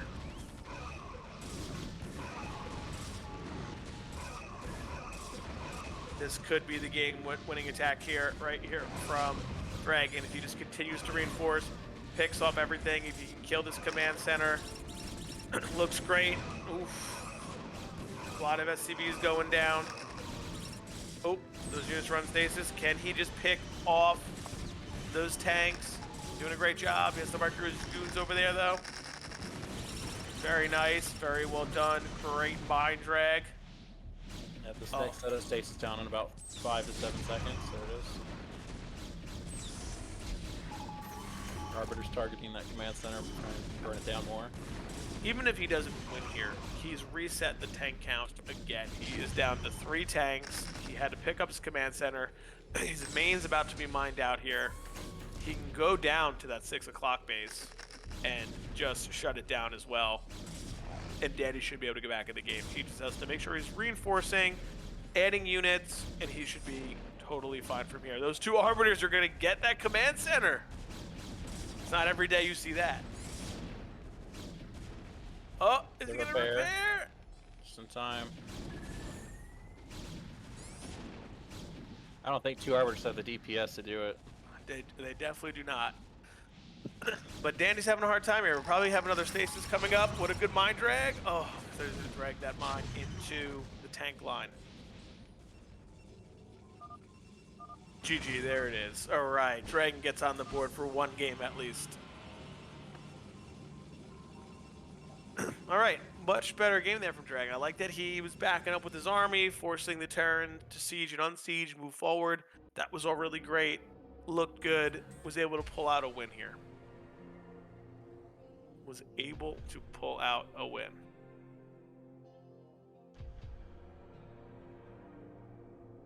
So final score here, 4 for Dandy, 1 for Dragon. Not what we predicted. The casters did not predict that. I think Ox was a little closer than we were. Good for him. Next. Yeah, right. You knew exactly. Ox was like 4-1 Dandy, guys. He just pretends he doesn't know what he's talking about. Hustled us. This is the event everyone's been looking forward to. Big shout out to Liquid Ret, who made a comment in the TL thread of this event. I think he said something like, Boss Bates got this. Oh, Boss Bates does got this. Liquid Red, big shout out to you. Thanks for checking out our thread, and thanks for supporting Machine. Yeah, that thread got hundreds of views. Like, normally we don't have that many views. And I'm guessing it's mainly because of Machine. He's a popular guy. I mean, look He's how good lovable. looking he is with that photo. Look Let's at that. put up his... Don't you just want to grab that beard? Let's put up his big photo. There it is. This Yeah, is put his up that big intimidation photo. pic, guys. Yeah, put up that photo for us. Let's get a nice big screen. Oh, look at him. Look at him. Oh my goodness, you just want to run your fingers through that beard. Everyone is, he says, is it working? Terror right now is terrified. Look at that guy. I don't know, man. Terror might have to get his dog to go to the bathroom before he plays again. Oh. Wow. He is ready. Machine's gonna bring the pizzas for Terror. That's some old school knowledge right there. If that doesn't just put fear in your soul, of you and your whole family, I don't know what does. So right now we have Machine picking the first map, I believe. What do we think on predictions? What do we got for predictions? It's gonna be tough. I'm gonna say 3-2. I'm gonna have to say 3-2 Machine, just because, you know, Red Clan. So I don't know if it'll go that way, but I will also give a 3-2 to Machine. I think he's gonna take care of business here. For the person who is asking who is Machine, you're gonna gotta come out from under the rock bud. Machine, one of the oldest old school players, successful StarCraft 1 and 2 pro, very solid player. Yeah, he does cast like a lot of these events. So that person in the chat, I'm gonna add back at you and say, come on, man. he was on EG, Media. Pretty sure he was on Light, I believe, if I'm not mistaken, at one time. At one time he was, yes. USAB, USAA player. Yes, and he's ready. He's ready to take it to him. I think also going to be interesting. Machine been practicing, playing a lot recently. You know, and we was talking about before about activity. I don't know how active Terror. I see Terror stream here and there. He's always super solid as a player. He is tricky TBZ. It'll be interesting to see what happens with these players. Machine very standard, plays the metas right now. Always. I think we're going to see some really good games here. I'm excited to see what happens between these two. I need the boomer maps, not this new age stuff. Go throw the curveballs. That's the best. Paranoid Android.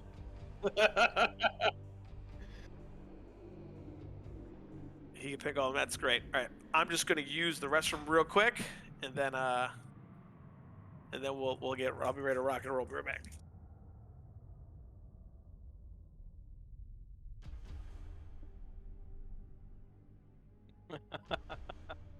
Very standard. Oh.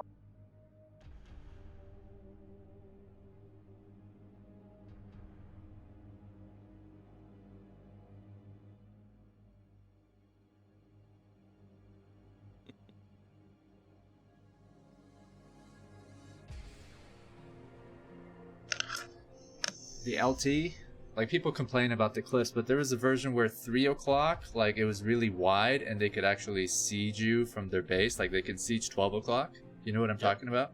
It was 1.2. Oh my god, you know the version. I love you, man. I love LT. That's my favorite map of all time. We played that for years. I think millions of games were played on LT. At least. I mean, it was used in KPGA, and it was part of the original WCG in 2000 when it first launched. Pretty sure it was like I think a year and a half in OSL back in the day.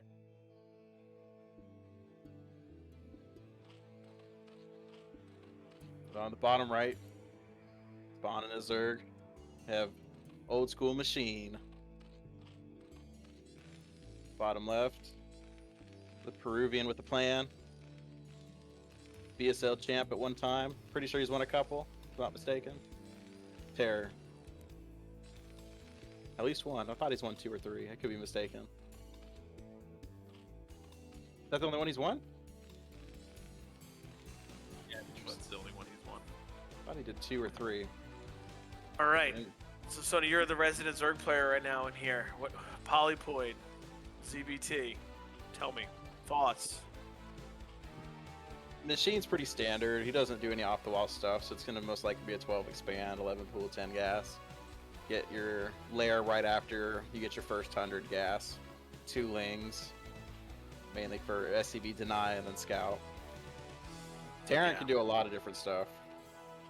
I mean, they could... Let's see, where's he at? Bottom left. So, not so much of a wall face, like you could be on the top left, bottom right, where you could do the double depot 1 barracks at the little angle, kind of like a V, into mech.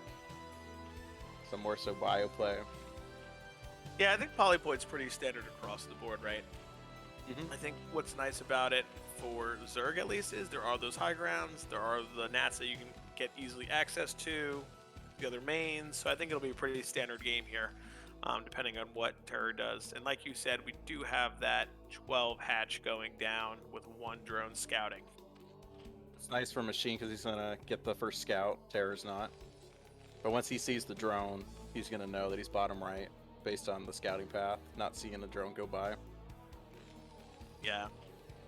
So Terror's most likely gonna do the racks expand.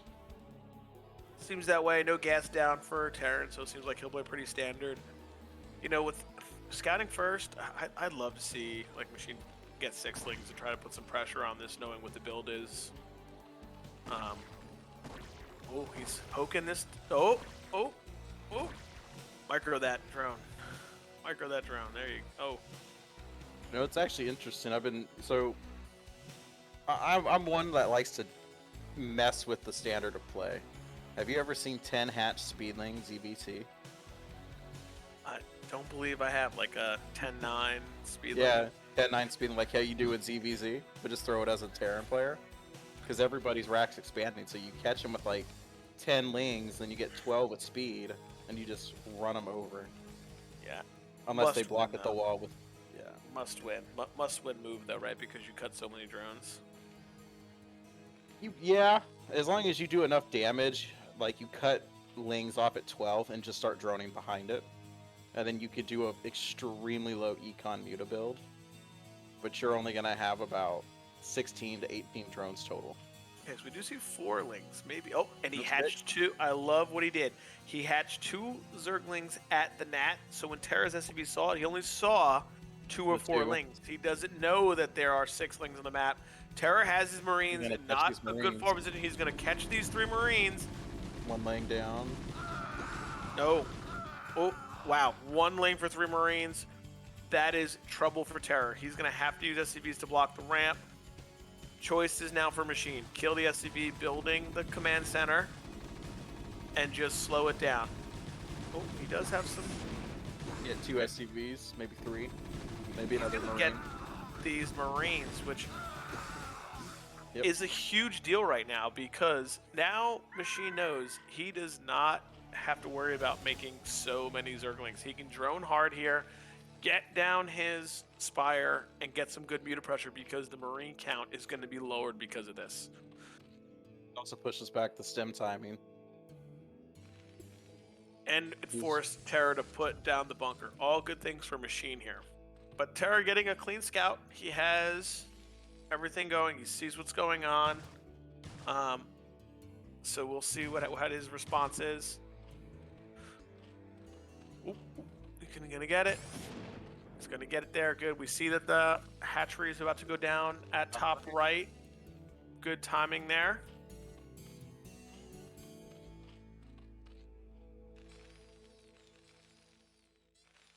We'll see if Terror is just going to go for what kind of play he's going to go. He's going to go 2 racks, pump, and then try to get out. Go to 4 racks, go to get a factory.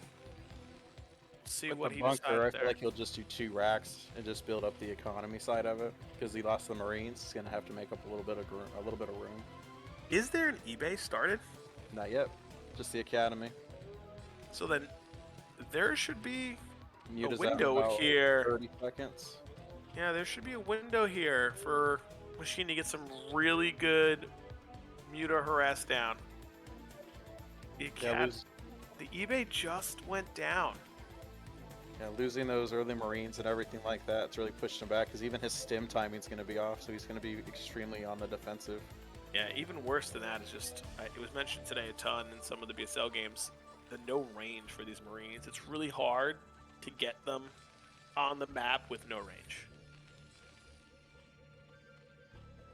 So there's the Mutas at 5. Muta going now. Yep, on the move. Turret production probably hasn't started yet. Terror is moving out with these first group of Marines just to buy time. That's the only reason he has them. There is no way that they have range yet. Yep. He should be able to pick these off with the Muta nice and easily. Also try to force Machine to drop down. Oh, creeps loses the into Muta. sunken. Gotta be careful. Gotta be careful there. Can't be losing Muta to these unranged Marines. We have Sea Terror with 2 fire bats going around the map. Gonna be searching probably for that expansion. Good. Terror doing a good job here. He's on the map. He has map pressure. There's no Muta at his base. He only had to build 1 turret. Ultra greedy. Machine fire not over, what's it called? I'm spacing on the word. Over worrying, dropping multiple creeps for sunkens. Didn't want just one. I'd like to see Machine get into Terror's main here. There's only 1 turret. He can harass from the bottom so well. Or try to fight this group, which maybe range is done. I don't know if the Academy is still blinking. Yeah, see, range is not finished yet. Be done around 740. Goodness, good pick off. Another good pick off. Good micro.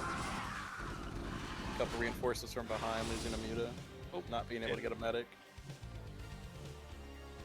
Anytime you dwindle down those bio balls, is a great thing. But this is about to cause serious damage.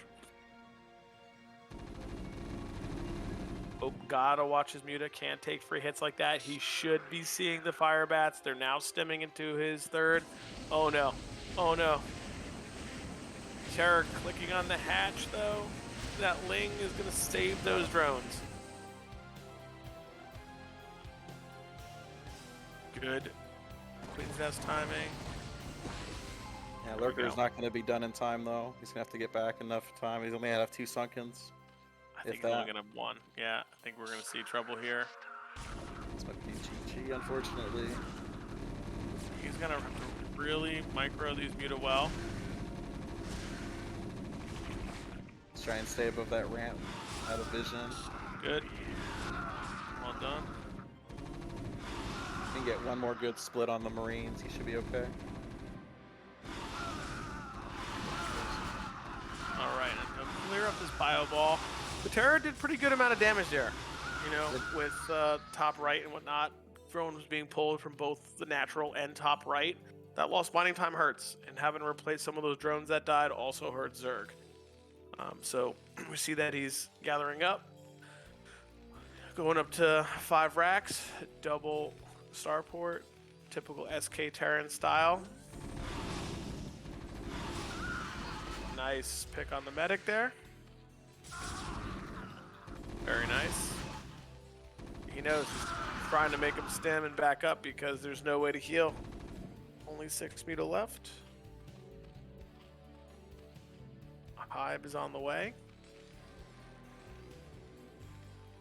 Have a little bit of time up in the top right now. I got the Lurkers on the ramp. I've started seeing this. A lot of Zergs are no longer stacking. I don't know if you've paid attention to notice that lately. Yeah, I'd like to see a lot of the professional Zergs put the Overlord over, which is, I think, so good. But it's interesting, since Jadon came back, he's actually not really split. Or he splits the Lurkers around instead of stack them. Which I don't know if you've noticed that. It's pretty interesting to see how he does it. I think it's more kind of like a bait. Misclick there. Could be a bait, yeah. Yeah, we saw that with Hawk last week. With this click.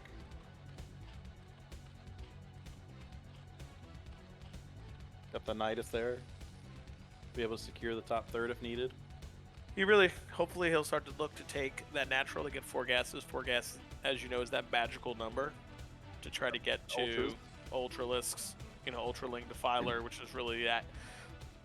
Because normally once you get Defiler and you have like 70, 75 total psi, you're usually pretty good as you can hold most attacks off.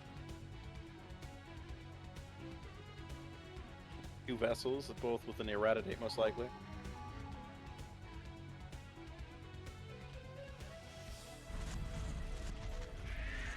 Right here is why I like the Overlord over those lurkers. Muta. Okay, Muta get a kill. I was a little nervous there. Them going in. Double. Evo's going. Defiler out. Kasuma's probably close to being done. Another Irradiate. I like that he morphed the eggs in front so that Terror's units will probably hit them first. Bring back some of those lurkers. Ooh. SCB checking. Do you have a 4th? Terror looking very strong right now.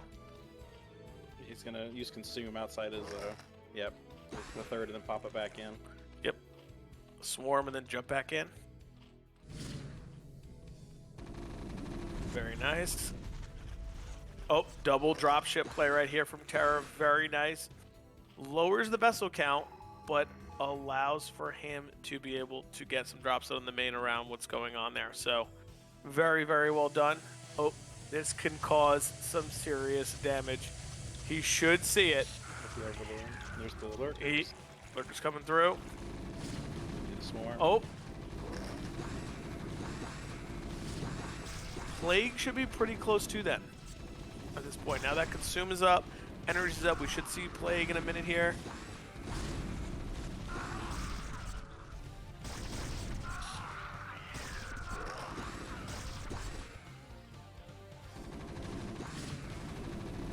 Very nice. Oh, Muta coming in to kill the dropships. That's huge. Oh, he might save them. He's gonna save him, take out the Muta too. Well done by, oh, he's not gonna take out the Muta.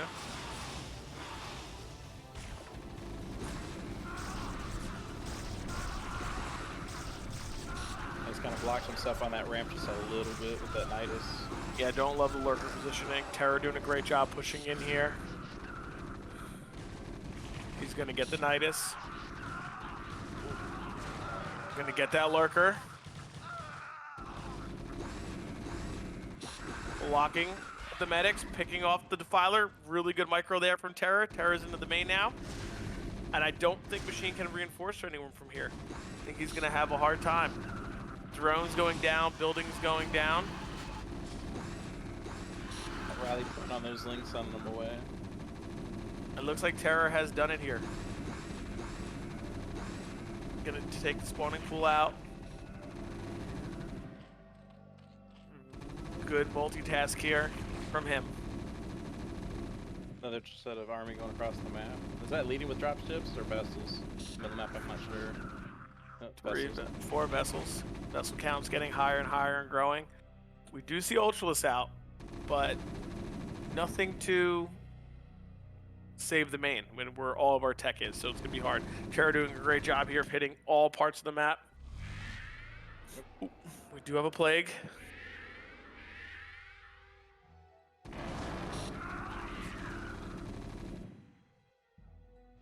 One Ultra in the main, cleaning up that. Nope.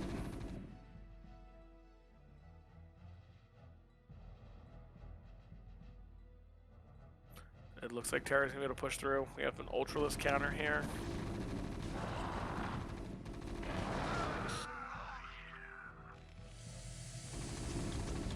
Not sure these 5 Ultralisks are gonna have what it takes to get it done. He is gonna clean up Finalist Army in his main, but the damage that was done was, I think, just way too much. I think the upgrades are favoring Terror right now. It seems like they're doing a ton of damage to these units. I don't know what the bio upgrades are versus the 2-1 versus what should be 1-1, so they have 3. Yeah, I think that he needs to have that second upgrade already.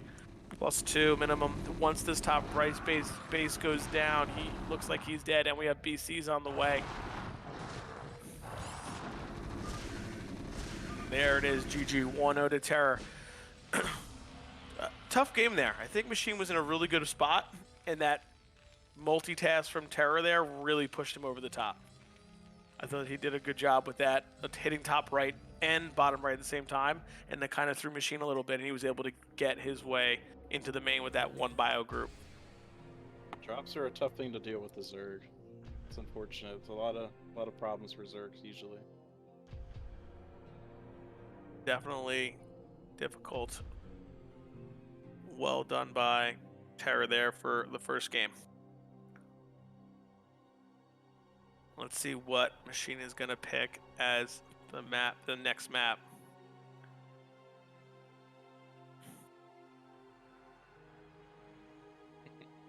It's getting wild. We went from 1 caster to 3 to 12.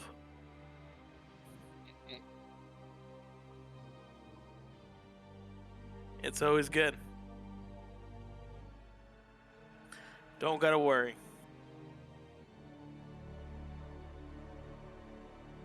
Not in ZVT. I feel like it's a little in favor of Protoss.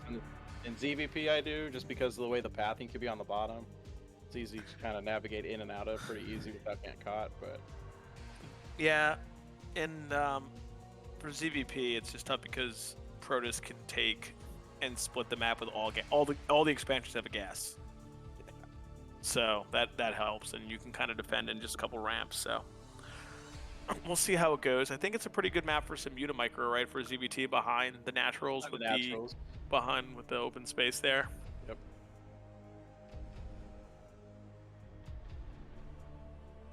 Do some lurker drops behind the mineral line. Sony always hoping for the crazy stuff. I like it. I like it. That's probably why I struggle so much, and that's why I get tilted. I'm over here doing a weird, wonky shit. What up, fam? Hello, hello. How are you? Good. Just a little late today. That's all. Just a little, nothing too crazy. Some unforeseen events. So.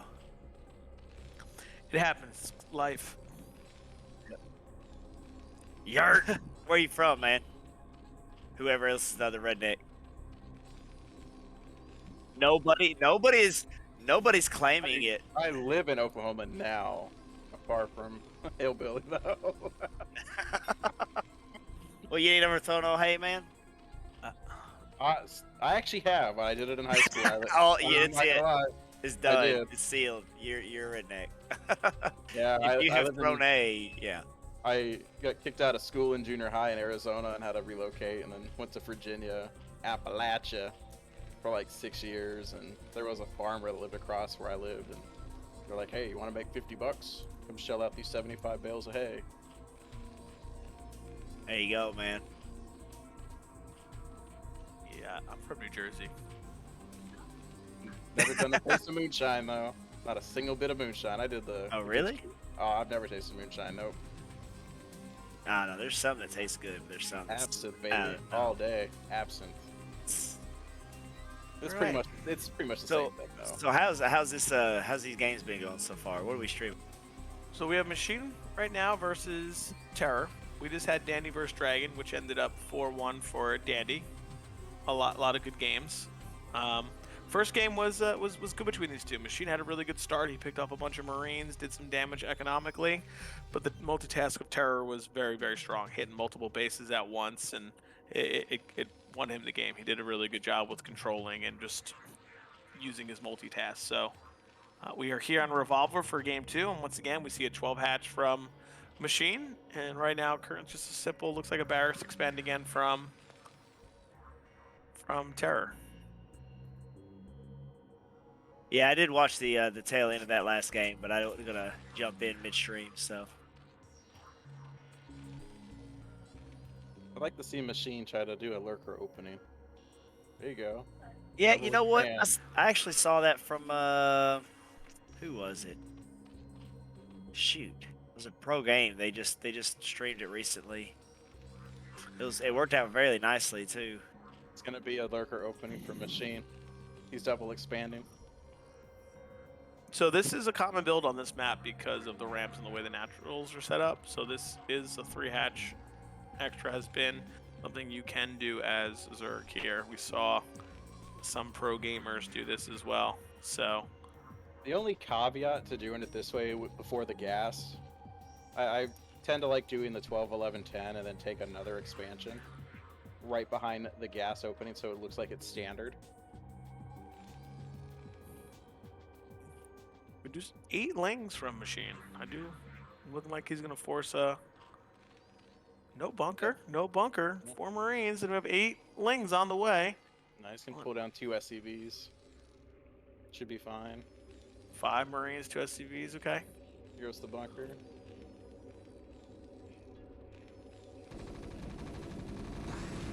All right, here we go. We're going Nice little swim around, but didn't really get as many Marines as I expected him to there. That was really good control by Terror. Terror did a really good job right there with those SCVs. Like Sony said, he pulled them, body block, didn't let them get the surface area on the Marines. Really well done from him. What's their health at? I think one of them only got 5 hit points, right? Oh, he canceled the bunker. He cancels the bunker and goes out. Wow. Oh no, okay, so only one of those is damaged, it looks like. Now there's Man. another one taking 5 hit points, but he's not expecting this, you guys. I don't think he sees this coming. I don't think Uh-oh. he's gonna get here and say, "Oh, what is this?" And he's got drones popping out. He's gonna have to fight with them. Oh my gosh. Good drone. You should have He's that. oh, you can bunker behind this gas, can't you? Oh, he should have set it behind that gas and blocked one side with the SCV. This As long as is it doesn't lose. this Oh is my gosh. Too many game drones. game-ending damage there. It kind of puts, but he has 3 hatch, so he can do a 3-hatch speedling all in. But as WhyuSuk just said, he is. Oh, okay, good. He's gonna get out there because he was about to try to build a bunker on that. Yeah. Denying the SCV. Ah, man, I wonder if just making the lings from all those hatcheries and going for it could. 3-hatch speed, all in. Yep. I would cancel that Spire and just Terror is ready. He's not giving up anything.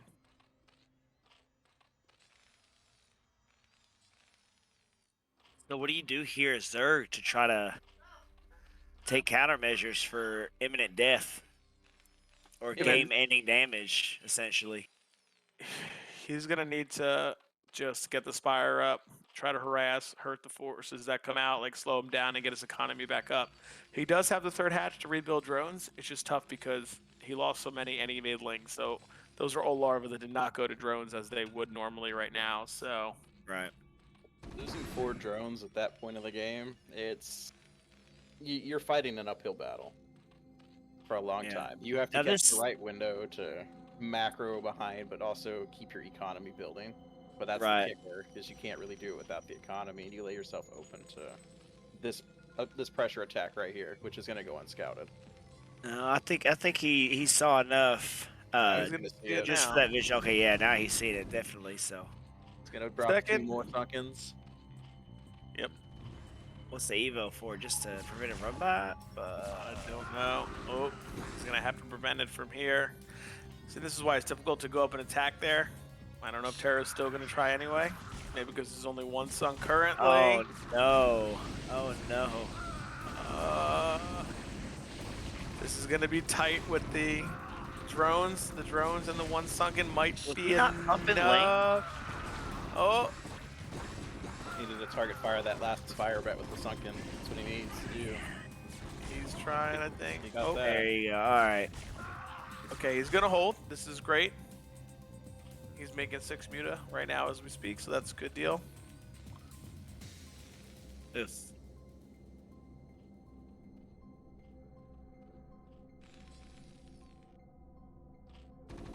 Oh no. Run those drones. Can't even mind the bottom mineral patch. Look at that! Look at that wall. You have to kill it with mutas. Yep.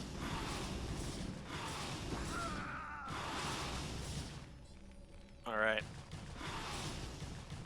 We do see already Terror is on 4 racks. Means he's going to have a lot of map presence, going to be producing a lot of bio, just getting it out and pressing him as hard as he can. Turrets are going up right now. They're a little late. Just gonna happen at the nat. In the main, maybe Machine can go around to the main and take it. Take some SCVs from behind the mineral line.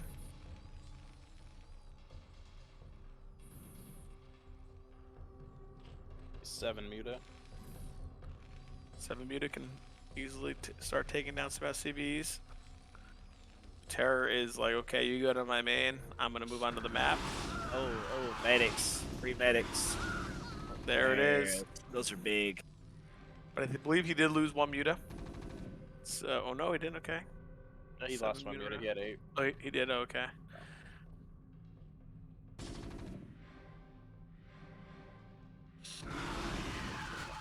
Yeah, he's really trying hard to pick off those medics.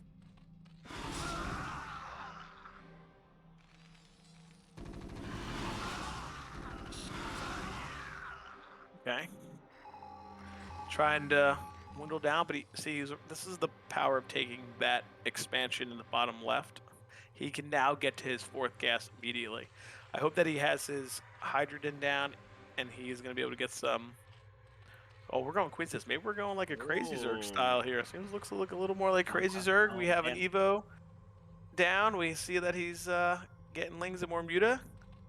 I like it. I don't know if I agree with the strategy right now. The position he's in. Like, essentially, lurker aspect would be done right now if he had went that direction. And I think he would have been able to hold this. I don't think he's going to live, though, guys. I really don't. He'll be fine. If he's going to go Crazy Zerg, he's going to make so many sunk-ins. Yeah, because he's going to be on the 4 gas and just wait till he gets to Ultra. Yeah. Well, let me ask this. Does Terror know about the other base? I don't think he does. No, he doesn't know about it. Scan the bottom left corner. Yeah, okay, so he'll be all right then. Never mind. Yeah. Well, okay, so he did a drone drill away from the Marines at that early rush, so I was like, okay, he gave up that he has that third base. Well, on Revolver, there are those 2 mineral patches right there that just came in view by the natural that you can use to drill.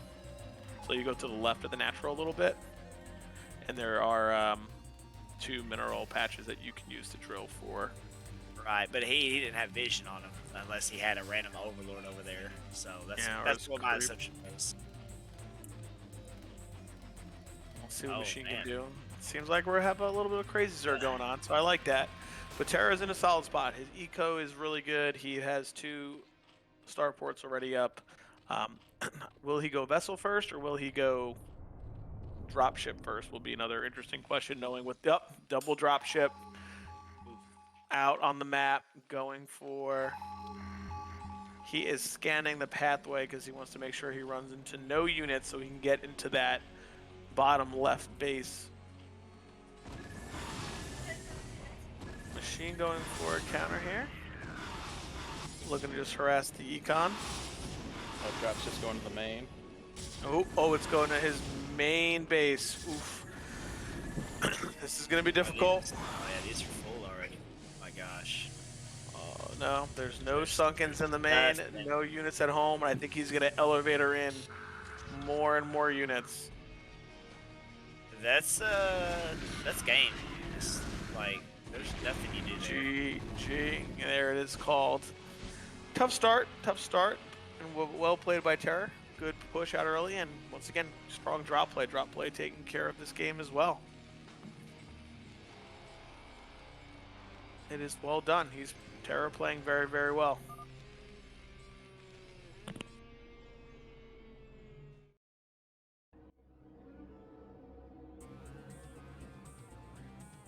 Machine definitely had an idea was coming. He made the Scourge, but just a little bit too late.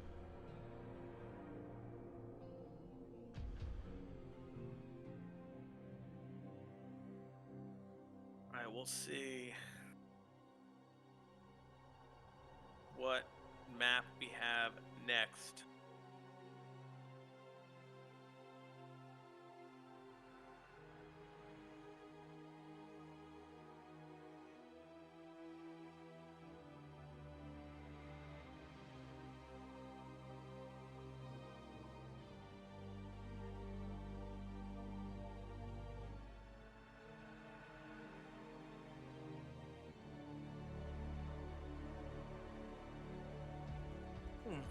surprising pick.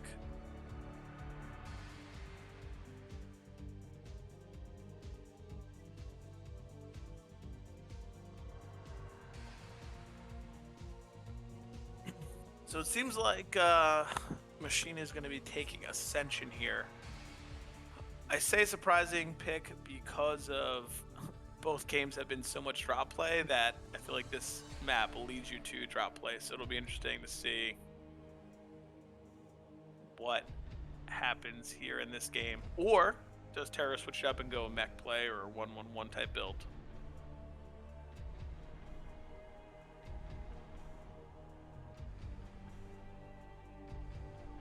Sure.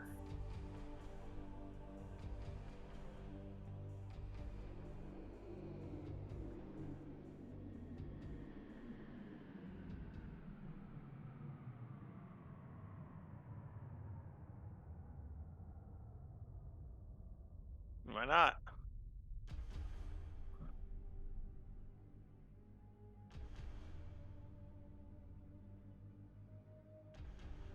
Man, BSL matches are best of one.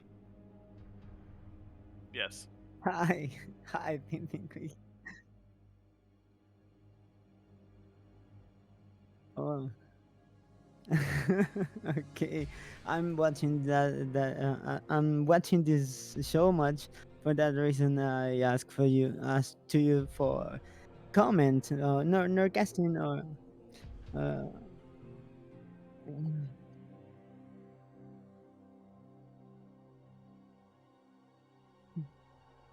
Welcome, Jam.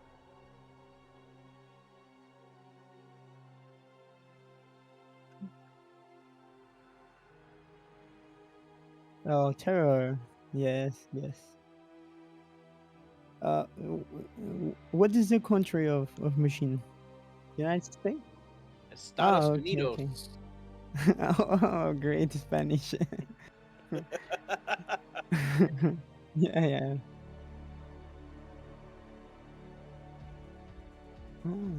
Oh, great.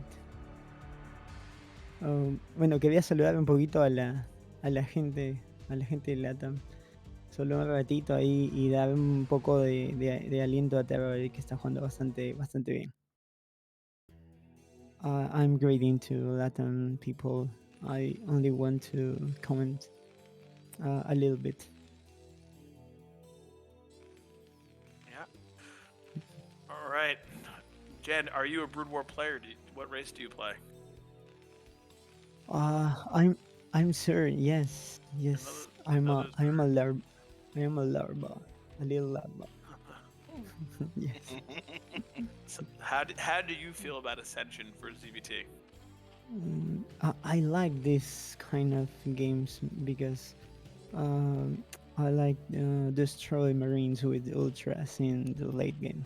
Okay, all right, there it is. Likes to bring out Yeah. the cows. Brings out the cows. Yeah. All right, so we have machines spawning here in the mid-right base in Terra here at the 12 o'clock. We'll see what's going on here. We see an SCB. Oh, we're gonna have a little wall coming from Terra over here. Well, we'll see what he chooses. See that? I always think. Yeah, I think that's the typical Terra magenta. Yep. I see a wall Yeah, like he's this. always I magenta. think mech every time, especially on Ascension. We'll see if he mixes it up and goes for some. Oh, we have a pool first Mech build. Yeah, I think it was an 11 pool. 11 pool. Sorry, yeah. Or Yeah, 10. 11 pool for yeah, it was 11 pool for machine, which is good. A little bit more aggression in the beginning to get that first, you know. Oh, Yep, ooh, Gonna and be a we mech build. see the gas from Error. It'll be interesting. Is he gonna play mech into expand, or is he gonna play a 2-port wraith, or is he gonna go for a 1-1-1? Should be interesting.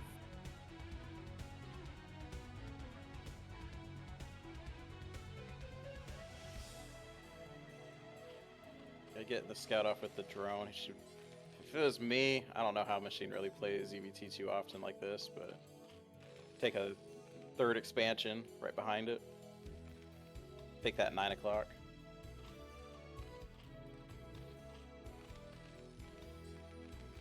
That's the factory.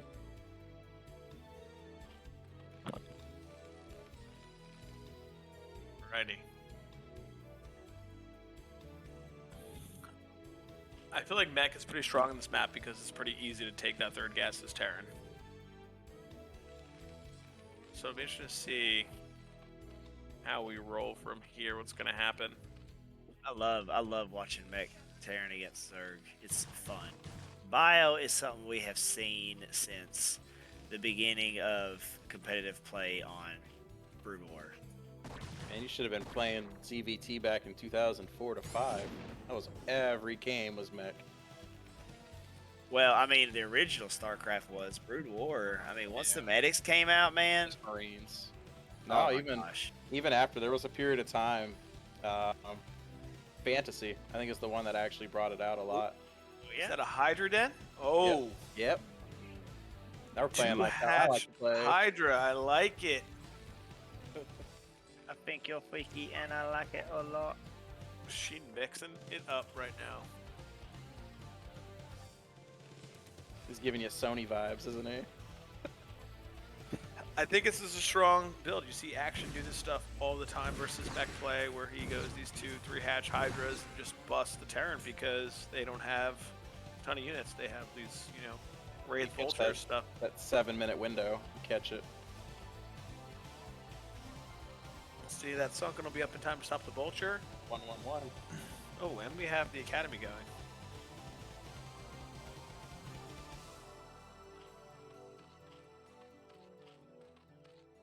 One Sunken should defer that vulture. Yep, hopefully the machine will hide those Hydra until he's ready to move out so that Terror isn't prepared for it. Gonna see it here in about another minute when that Wraith gets out. If that Wraith can get a single Overlord, it'd be in business.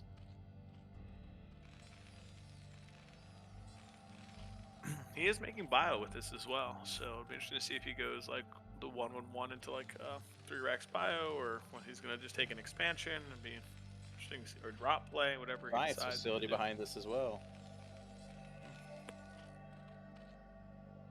Will We're he seeing that. catch that Overlord? He's looking for it. Oh, has not found it yet. Machine's doing a good job hiding it. Terran knows it's there. He's gonna be hunting and looking.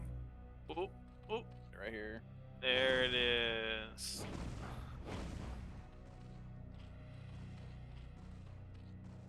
Got Hydra speed done. Hydra speed done. He'll be able to get there quickly. Press him. But I'm not sure how these low number of Hydra do versus these little bit of bio forces.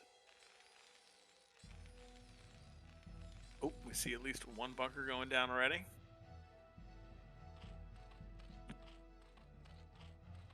He has enough to take on that little small bioforce. It's just the arc of the way the buildings are with the eggs are not going to be in his favor.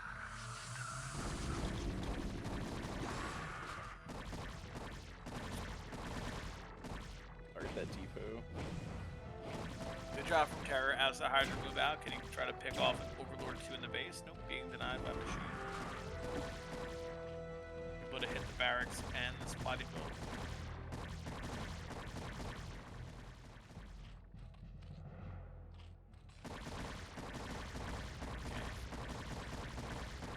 I think it's going to be hard for Terror to expand right now. Gonna have to be playing on one base for a little bit. Ooh, we have a dropship. Did Machine see that dropship? I do not know. It had range vision with the Hydras right there. And if he didn't, he should have heard the one Marine get picked up. Well, I mean, it's the same sound as the bunker, though. That So is maybe he'll true. get lucky. Oh, Oh no! I know everybody's clenching their buttholes right now. he could be. He could see it with the Hydra. He's No, not gonna man. See it. Oh my gosh, dude. Pairs plays. Like, you know how mad I would be if I was Machine right now? and he's just building bunkers at home because once he does this drop, he knows all he has to do is survive because nothing's gonna. And he's making drones right now, so this drop is most Look where his likely gone. hydras are. Like they're all the way on the furthest possible spot on the map. Yeah, so this will be another 4, 5, 6. game-ending damage for Terror. Roll terror. Oh my gosh, look at those overlords right there. I'd go for the overlords. I'm more worried he goes for the Hydrogen and cancels the Lurker aspect probably upgrade. That's probably on its way. Yeah, I don't know if he's done with it or not. Machine is taking a third. But Model lost mining time, and he lost a lot of his drones. You gotta get this, Dan. You gotta get it. You gotta get it. He's not gonna get Good job. All right. 25 health. Oh my gosh. Okay, that's good. So hopefully Machine has the Lurker aspect complete now.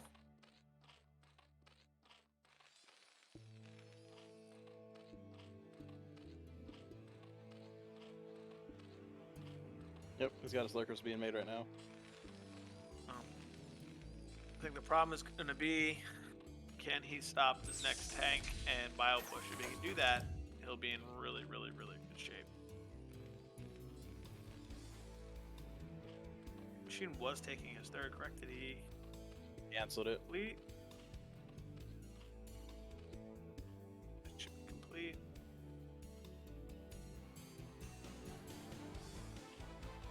Did he cancel the third? He can't. Yeah, he canceled it. Okay. Okay, he's taking it back again. That's good news. Oh, double dropship play. With vessel. Is the vessel gonna go with though? Do not know. Will these dropships run into the Hydra force? He's Dude, just gonna miss I it. swear, man. Look at this. Wow. Wow. Does Machine have enough on the counter to break / survive at home is the question. I need to make a lurker like immediately. Yeah, if Terror He's only just gonna drops have and two. holds, You only gotta have one lurker at home. Science Vessel's going with. Okay, now he knows he's gotta get back home, but Terror's gotta go right now. He should know. Oh, he used to scan. Is the vessel Second. behind? Is that The the vessel vessel's- behind him? yeah, there's a Okay, vessel good. behind.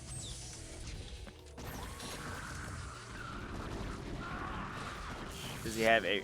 Oh, he's D-Matrix. Oh, and he's building a bunker in his main. Oh my gosh. Oh my gosh. If that bunker finishes, it is over.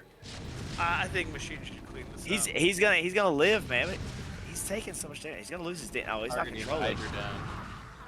Oh, He's not gonna get the marine over. What is it? Okay, never mind. He didn't control it at all. he should be fine here. Yep. Cleans this up. He If would I have lost that minimal. Hydra down, it would have been more game ending. Well, Terror didn't really do anything with that drop, guys. Yeah. I mean, he didn't. He had 3 Marines he could have put in that bunker, which really would have made that push a lot better. He didn't aim the Hydra in, which would have only taken one siege blast, maybe 2 at most. So I Yeah, think he just think that actually equalized the game a little for Machine there because that Yeah. drop did pretty much nothing. He might have He's gotten got a his- drone or two, but I think he's in okay shape. He's got Terror his slowed third down out. now, you know? He's slowed down. He's got to take his nat. Machine on 3 bases. Should be getting a strong economy going behind this. And you know, if he needs to start getting those overlords spread out so he can see where these drops are coming from. What do you guys think about his location of this third base? Do you think that was best? I mean, it's easier to reinforce, but it's also think even. He's playing think against a if he drop took it- parent. That's why I said, I mean, if you think he took it anywhere else on the map and tried to take it far away, he wouldn't be able to defend it as well. So Yeah. I think taking it in close proximity because of the drop play really helps him out. Okay. Yeah, you're probably right on that. Because of the drop play, I think that's why he took that base then. So Terror's gonna go inspect for it now as a third, if he does those drop ships. I really do hope that Machine leaves like a lurker or something at home where some overlords spread out because if he keeps taking these drops and the man has to move his army, it's going to be very... Oh, is he gonna catch him? Oh, he's oh. gonna. Oh my gosh, dude. Machine has to be the unluckiest Zerg I've ever seen in my life. This is great movement Oh. from Terror.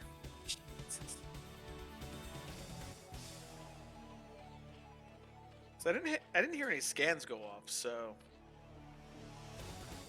just He's good got movement. 2. Now he's gonna try and catch him off in a sandwich. Here it comes. He should be able to get both of them. Oh, he's got Scourge out. Oh, One. no. Oh, my gosh. Now the game is kind of going another direction. Oh yes, yes, there it goes. Got it. Wow.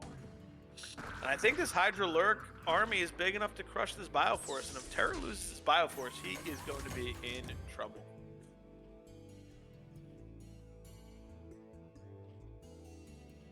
Hydra Lurk, man. It's the best unit comp.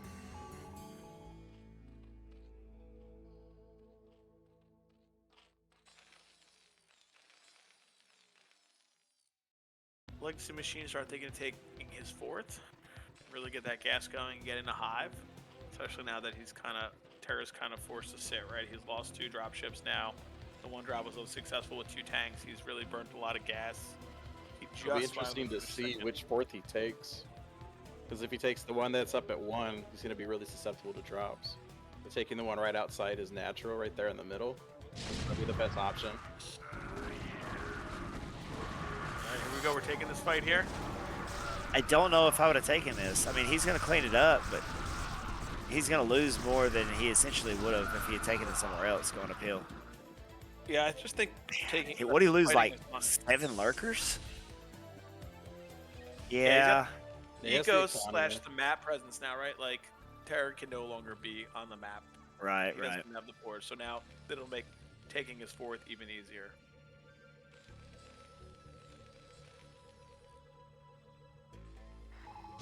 Yeah.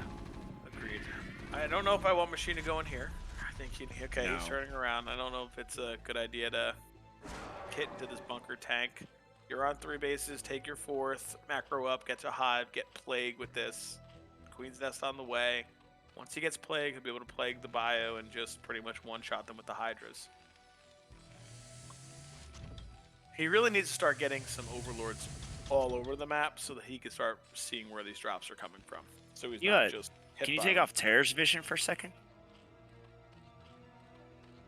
Yeah, he's got really good vision right now. He could have a little bit better, like you said, but I don't hate what he's doing.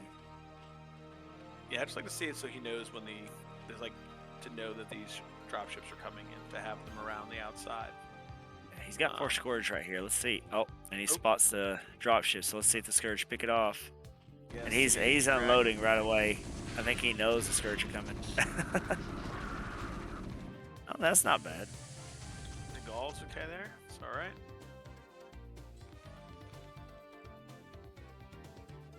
Terror's getting into position to take a 3rd. Yeah, I think he needs some map presence, you know. Oh, Scourge are gonna Ooh. get this one. Oh, micro A. Good job, catch. Machine with the Scourge play has been great this game. His bases look healthy with drones. He looks good. If he wipes out this next Bioforce, it should be GG. There, take that middle mat right there. What's upgrades look like for both players? I think Zerg's still 0-0. Okay, so he's got +1 on attack. No, he'll have 1-1 almost. He'll have his armor coming up.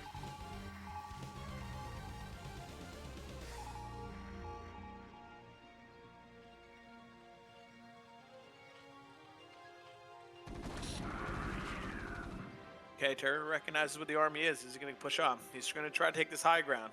The machine is going to be able to sandwich both from both sides. All right, here we go.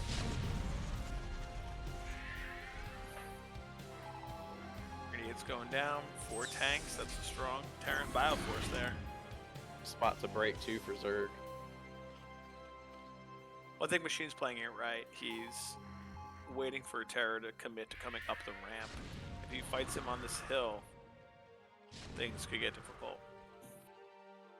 Yep. He actually probably needs Plague more than he needs Swarm. Yeah. So he can just Plague the army and the Hydra will just one-shot all the Marines down.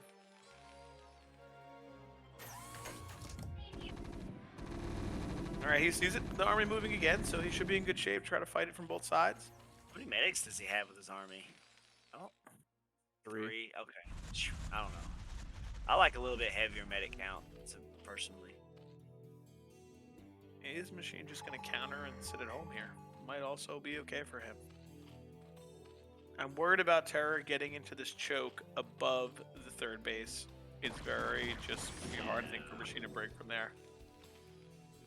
See, he's already sent out an army to counter, and he's already sent out a drone to take the bottom base expansion too. So I think he's already planning on losing his third base.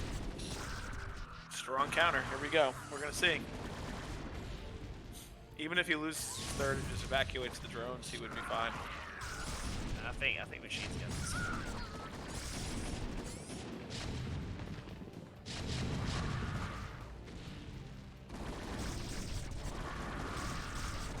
Command center goes down. Terror back onto one base. Machine just needs to evacuate the drones, build up his count, and he'll be fine. He's taking another third base.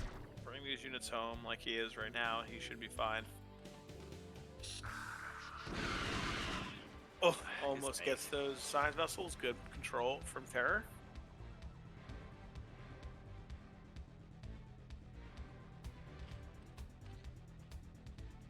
Let's see what Terror decides to do from here. He probably doesn't have many scans right now, which is probably it. Oh, here we go. Machine's going to try to come in from both sides here. He needs to pick up those lurkers from the top. I don't like fighting in this choke. I don't either. I think Machine had this, and I think he's just kind of pissing it away right now. That might have thrown a little bit. He's going to have to recoup his army and get some swarm and some plague out. Like I said, fighting in that choke right there, not a good spread. All right, he's able to take out a vessel. Terra's main base should be getting closer and closer to mined out. Yeah. But now things are going to get complicated because Machine doesn't have an army.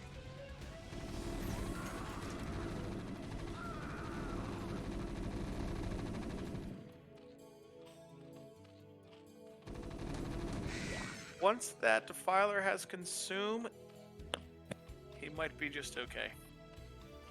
Especially because he has that base down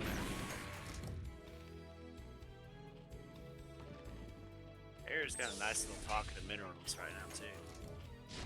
So he's got a little bit of a cushion.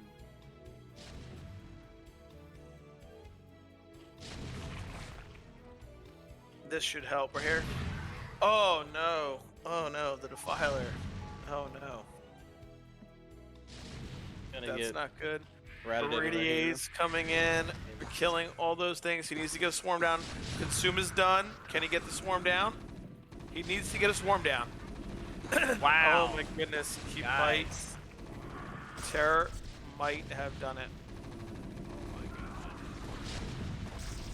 Oh, reinforcements from the back for Machine.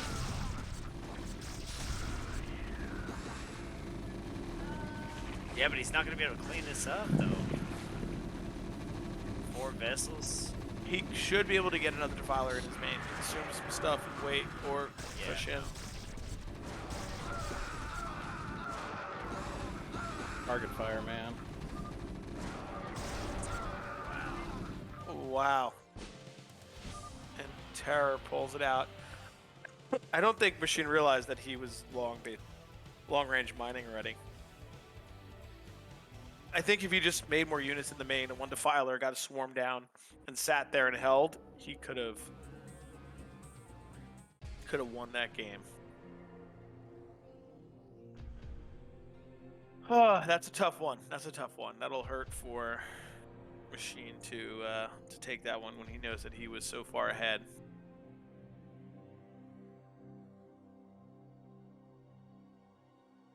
Well, once again, it's always tough. Machine's been playing for a long time, so being down 3-0 should not bother him from playing well in the next couple games. Hopefully he'll continue on and just keep plugging away and trying to look for that first game that he can take over.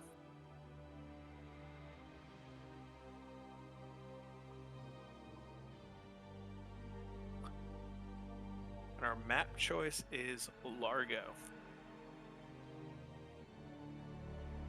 Should be interesting. I'm gonna go a quick refill on the wine, gentlemen. I'll be right back.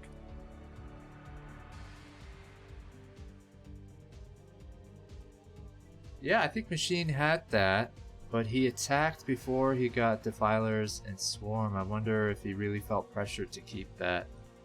What was it, his third? And the 2 hatcheries there? Third, yeah. That hurt. That game was Patience his, is a though. good That fight. counter was beautiful. Ugh.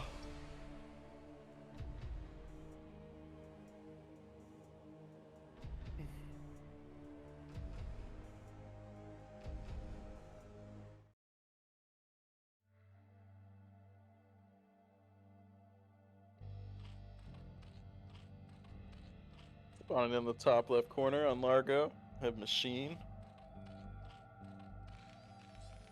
Bottom left corner, who's currently up 3-0. Terror, Terran.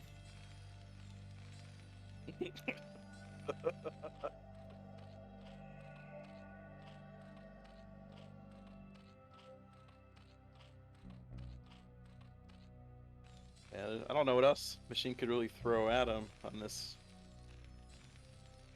Another early pool, and a little wonky with a lurker, Muta.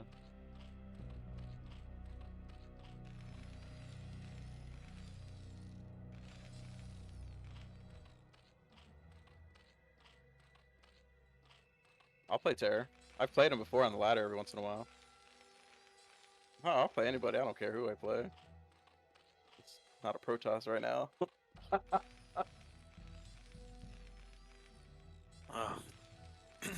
Don't hate on the Protoss. Come on, guys. I mean, I honestly think like ZBT is probably my strongest matchup. I also don't play it normal either, and that kind of catches some people off.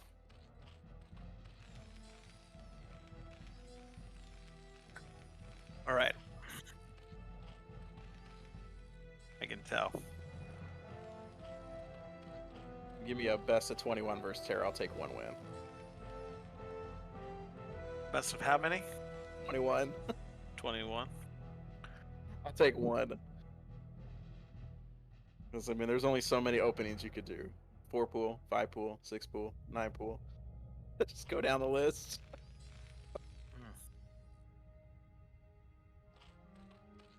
Yeah, Terra's a nice guy.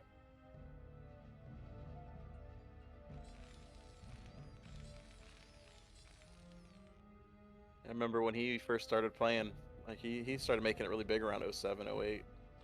That's when he started caking off. Someone tell me some stuff, GBT, about this map. On this map, this is the one where I did that wonky thing versus Rattata with that 3-hatch Hydra.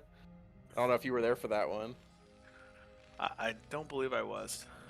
Yeah, it was really weird. I just did like some, I did 9 pool, 12 expand, 14 third hatch, and just threw Hydras at him at like 6.5 minutes.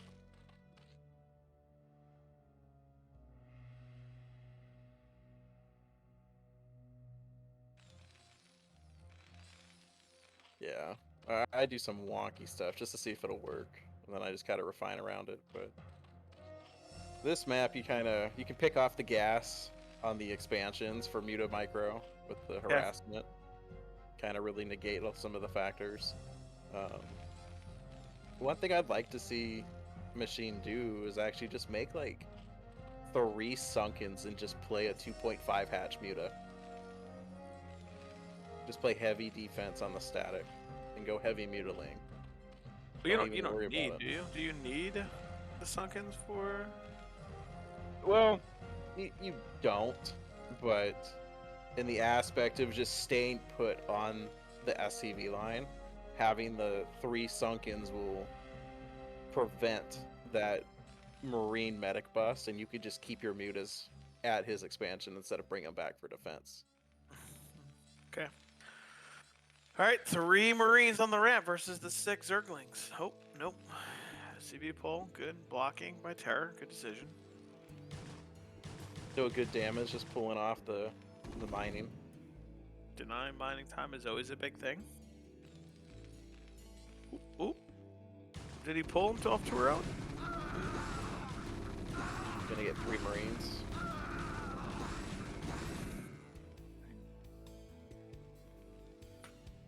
Not a bad trade. Equal money. Get the marine count lower.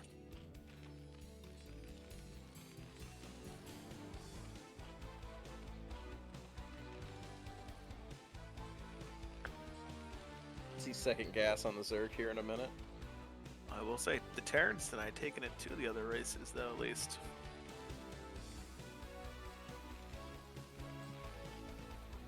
There's second gas.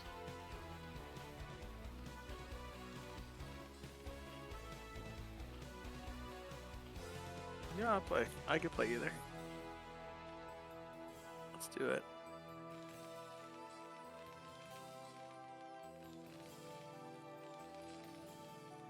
Oh, Razz will bio me. I think I've only beat Razz one time, and it was an off-race game.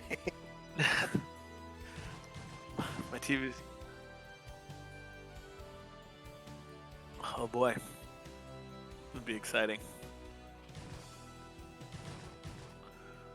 Andy's secretly in the voice chat listening to the special tactics. He is.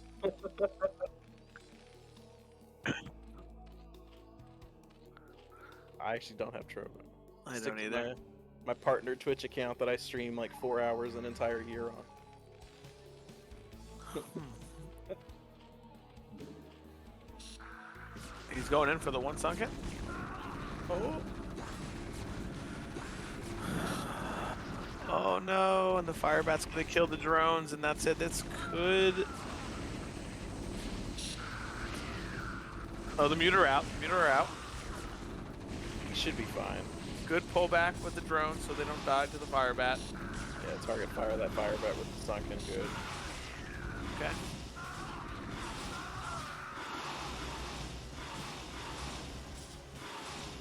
Well done by both players there. Both did some damage. Typical Terra move here. Terra loves this TBZ to send out like 3 to 5 Marines just to go pick off a third when it goes out. He's very good with that stuff. That's right at 520 before mutas pop out at 545.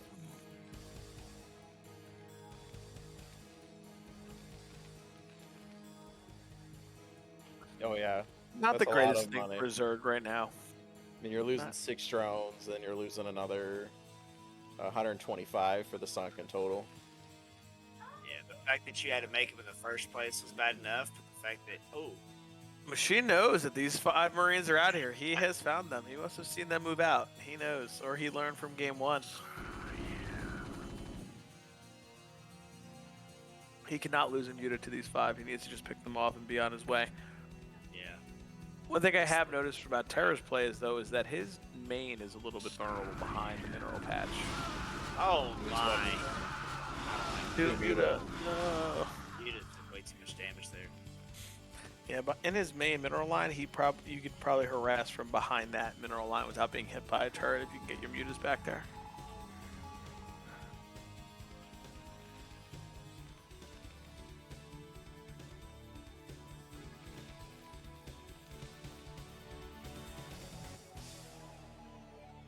Machine looking to take 12 o'clock, which is good. His third base is going to be a little late, but there was a lot of eco damage, so let's see if he can get something done. He could go from the bottom of this mineral patches as well to harass these without having to deal with the turrets. Good couple picks. Good pick again. Very well done. Nice. Ooh, misfire there.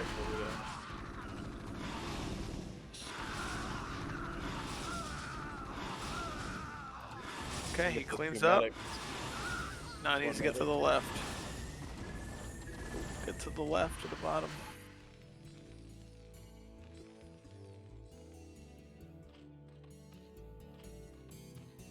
Okay. Killing that Bioforce right there in the main should give Machine time to drone up and figure out what's going on, because he knows the Terror can't be on the map right now, right? You just cleared his army, so you have time to do it. We see the Terror's going up to 6. Barracks trying to get himself back onto the map with 1 starport right now, so he'll be looking to just amp up production to try to be able to get back and see if he can push through Machine. Double eBay for the upgrades. If we can get this first vessel, he'll be ahead a little bit. A lot of He can- gas. If he can get this first vessel, would be massive. He's just gonna target there. Oh. Oh, Oh, got he it. got it. Got a couple of things left on the ground. And he can get back out. Very well done. Good stuff. Good trade for Yeah. Zerg there, taking out that first vessel. I think if actually focused that medic, he probably could have done a little bit more damage there, but that was the vessel trade was awesome. Should have his lurker aspect there almost done now. Be a little delayed on making some lurkers, getting extra scourge.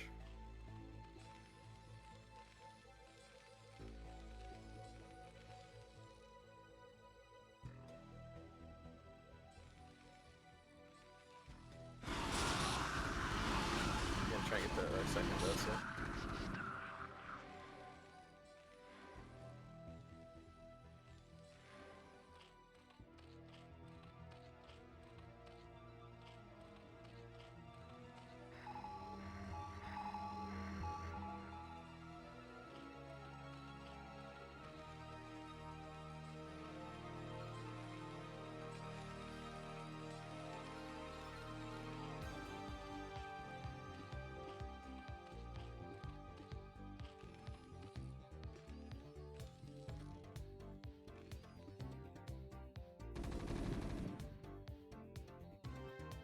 You ever feel like the Terran music's just like a techno dance club at one point?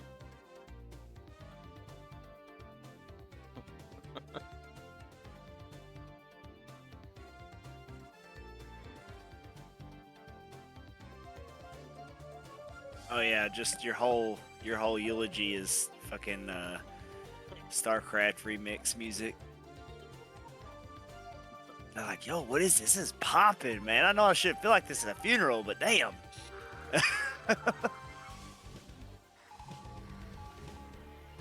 Just have somebody just chant out Radio Free Zerg, unlock the special music.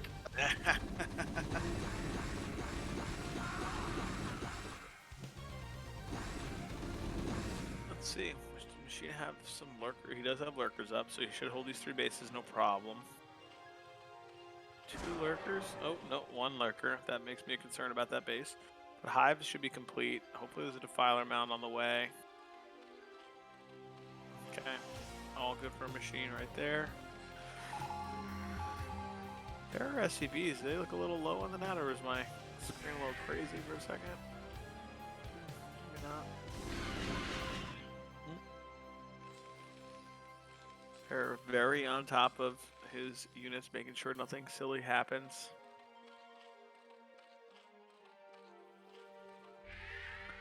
These are radiates. Oof.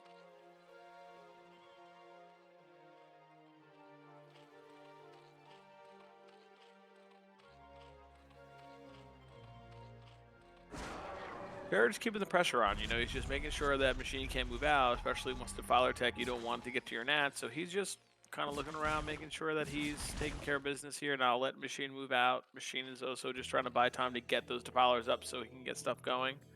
Here we go, machine is on the move a little bit.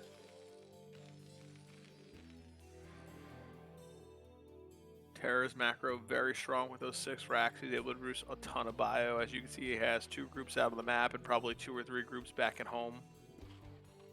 But now the game changes. That Cheeto's dust is about to hit the field. Well, trying to get some vessels. Connections are good. Oh, he got Gonna get one. both of 'em. Yes, he got both vessels. Very good. Very good trade there for machine.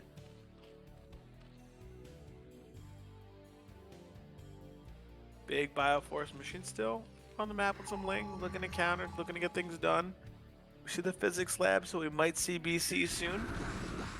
Oh no, a radiate on the defiler. Hopefully he has another one ready to go.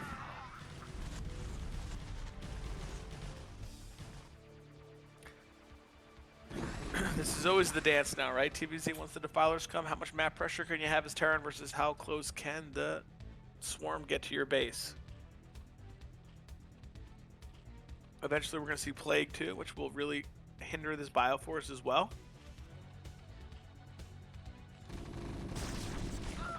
Get a lot of free Marines. Oh, for those practices. he is going for it. Here we go. Terror is going in. There is a Nidus there. 2 lurkers behind.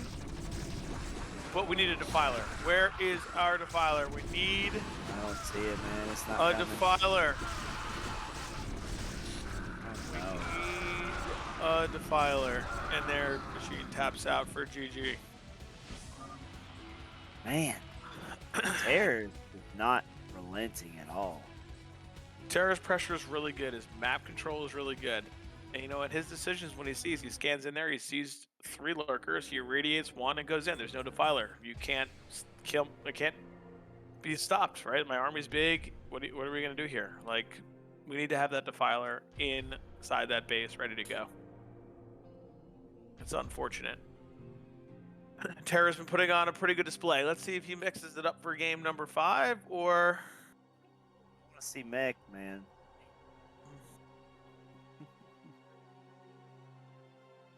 Oh, Banana TQ chilling.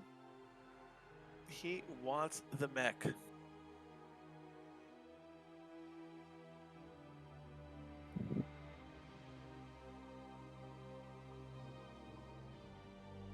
Will he get the mech?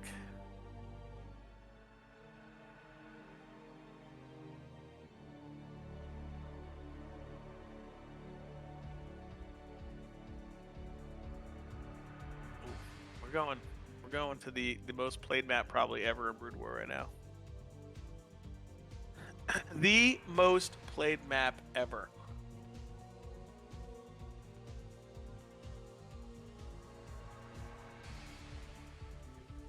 It's not a bad ZBT map, you know. You can control Mother main and that pretty easily.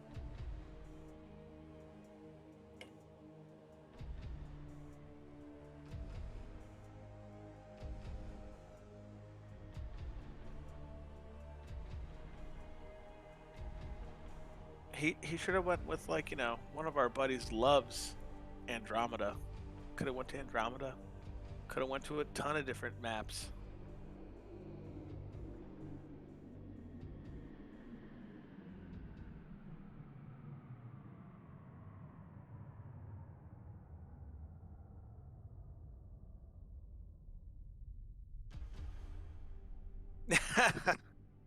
The old school maps.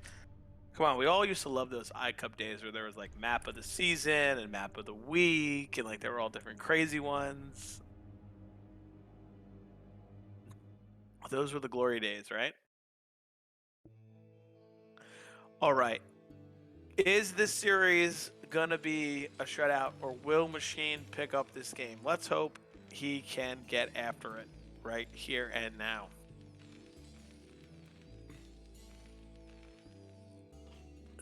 So what do we think? This map here, I think also not a bad ZBT map in terms of Muta Harass above the naturals. Pretty standard stuff. The bases are pretty close, so I think we could see some type of stim rush also from the Terran side. Lurker opening. We have a fan of the chat who wants to be shouted out. His name is Butt Doctor. It's a guy who I think is into some butt stuff. You know, I think he's into butt stuff. You know, That's not me. he's in a listen. The guy likes butt stuff. I think he's a fan. You know, I think he's a fan.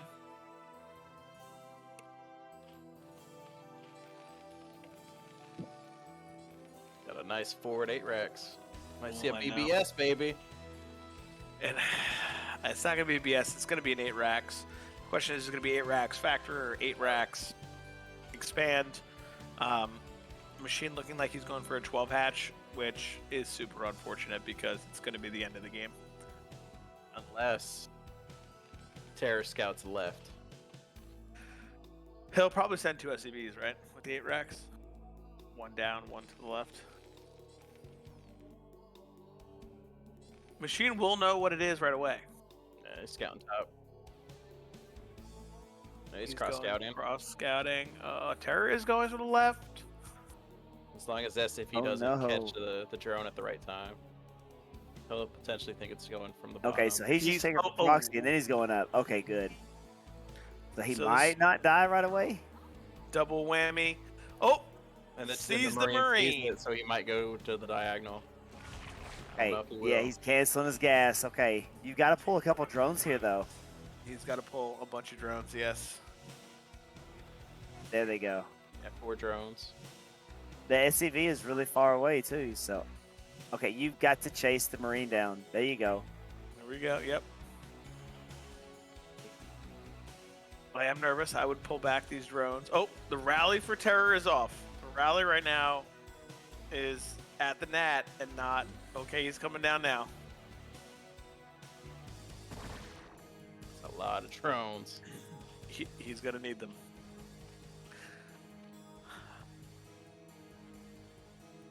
Let's go back forward now.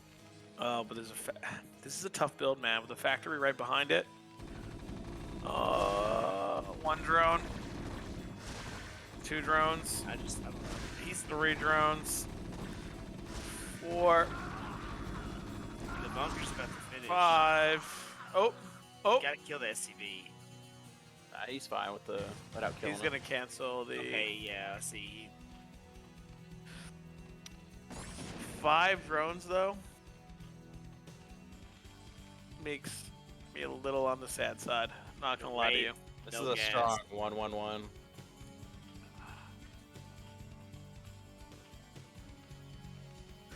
So, nothing in the base for terror. He didn't land the Vrax. He might be able to do some damage here, machine. Oh, that vulture. Oh, that timing. Oh, can you surround it? Nope. Slowlings with the vulture. Hey, The good news he's is, dead at least. yeah, he's gonna see the tech. He's gonna know he needs to put a sunken down ASAP. He needs to go up because he hasn't seen the starport yet. No, that's what I was about to ask. Does he know there's stuff? I mean, surely you would assume that. I think he sees. I think he might see. You click Terror's vision, It's not good. Yeah, it won't matter. and then go up to the top. Go up to where Terror's base is. Yeah. Now you click would it again. see Yeah, he saw it. I don't think it matters because we see what Terror saw also. So Oh no, we would be able to see what Machine was able to see based on the Cloud or Fog of War. How much? no, how I high think we we saw. see. I think we see what. Even when you click off, I think you see everything you've seen so far. Yeah, what you were able to see. So he would have seen the starport because No, it's in that vision for range. both. I mean for both players. Like you Oh. still saw the scouting line from Terror's SCV going to the left. I still no Evo. This is gonna be difficult. Yeah, I mean, is he just gonna drop it in? I think he's gonna run by. It's only one sunken and 2 vultures. Oh, yeah. Where's the drone? He had a drone there. Oh no. That's game. That's gonna be it. I mean, just pull the drones and drop it in, but. Oh, he gets surrounded. Oh no, Terror's on it. He knows that if he just micros this one drone, even if he doesn't kill one more drone, just the time off mining for this many is just, and the Wraith is on the map already as Near well. the pew pew. Oh no,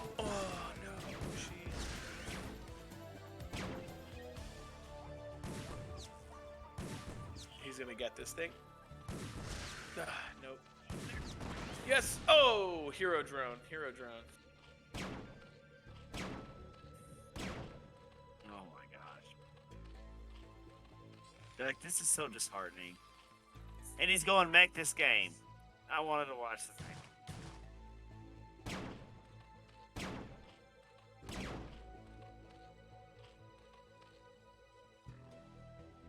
Yeah, he's so far ahead. I think he feels like he can do whatever at this point. Whatever you like. Yeah, he's, not up. Tough.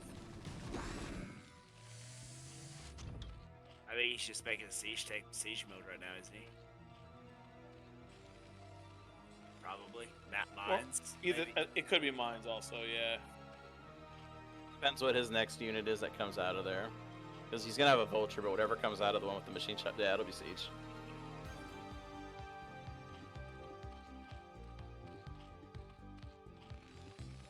I gotta give credit to Machine. Despite him losing as much as he has, he's not in terrible shape. The Overlord block kind of sucks. I would say he's definitely behind. I mean, no. A ton of eco damage, but he does have a third hatch, right? So he will have some extra larva. Yeah, he's absolutely behind. Don't get me wrong on that. Yeah. I just thought he would be way worse off with Terror getting a Vulture in the base and then the Wraith coming in behind it.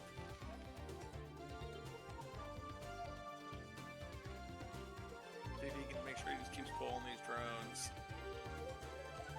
The other thing that he's probably still unsure of, if it's mech or it's bio. Oh, another drone.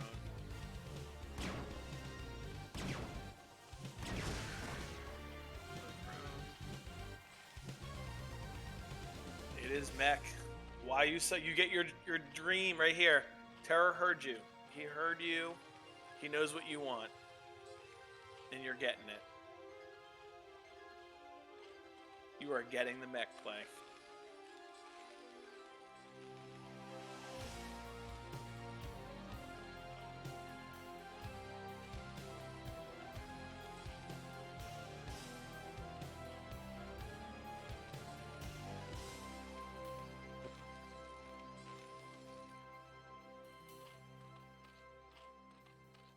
He is.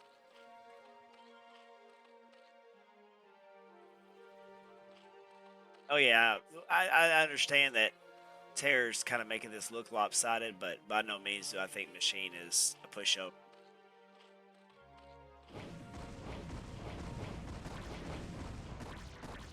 Will he get the Overlord? Oh no. Him not seeing this getting set up though, that could be bad. Yeah, what I must say is very impressive about Terror's play. Like, he's moving out with 4 tanks, 2 Marines, and 2 Wraith. He's reading the situation really well. That there are low unit counts that he can take care of and win, even with these small pushes. You've seen it through at least 3 of the games where he moved out with minimal amount of units, but it's still done tons and tons of damage. Machine's gonna try and do a 1 all-in bust here with Lurker. Yeah. Because if he can bust it, it's possible. It's gonna be an uphill battle, but it's possible if he can bust it. Yeah, Terror's on decently low, I think, SCV count, trying to get all these factories up and whatnot, but yeah, I think there's going to be some. He'll probably bust out here, I would imagine.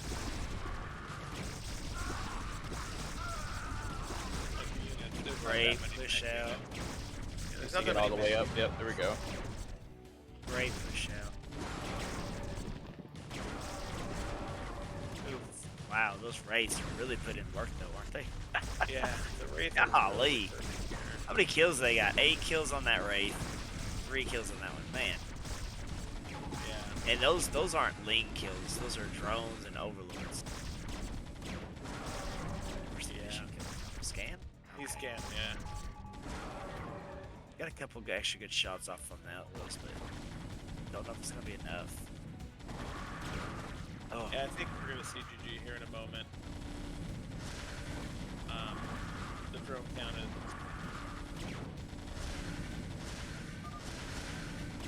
GG's. Well played. We have a 5-0 there from Terror. Really well played. Well played from him.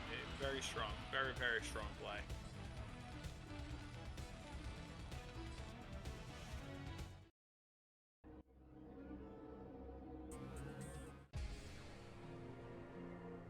I'm sure he'd come, chat.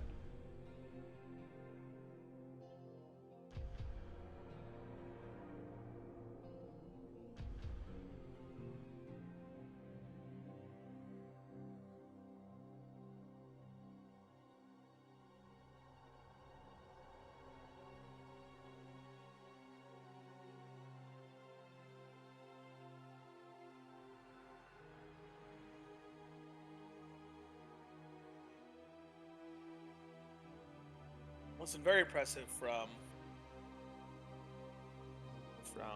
Terror. Very, very well played. Definitely, for sure, you can't take anything away from his games. I thought Machine could have had game 3 for sure. I thought he was ahead. Unlucky, but it was well played by both players. All the players tonight. Even the first series, I know it was 4-1, but very good games, very solid players. You know what? In Brood War, it's sometimes it's not your day, or it is your day. You know, like either you're flowing or you're not.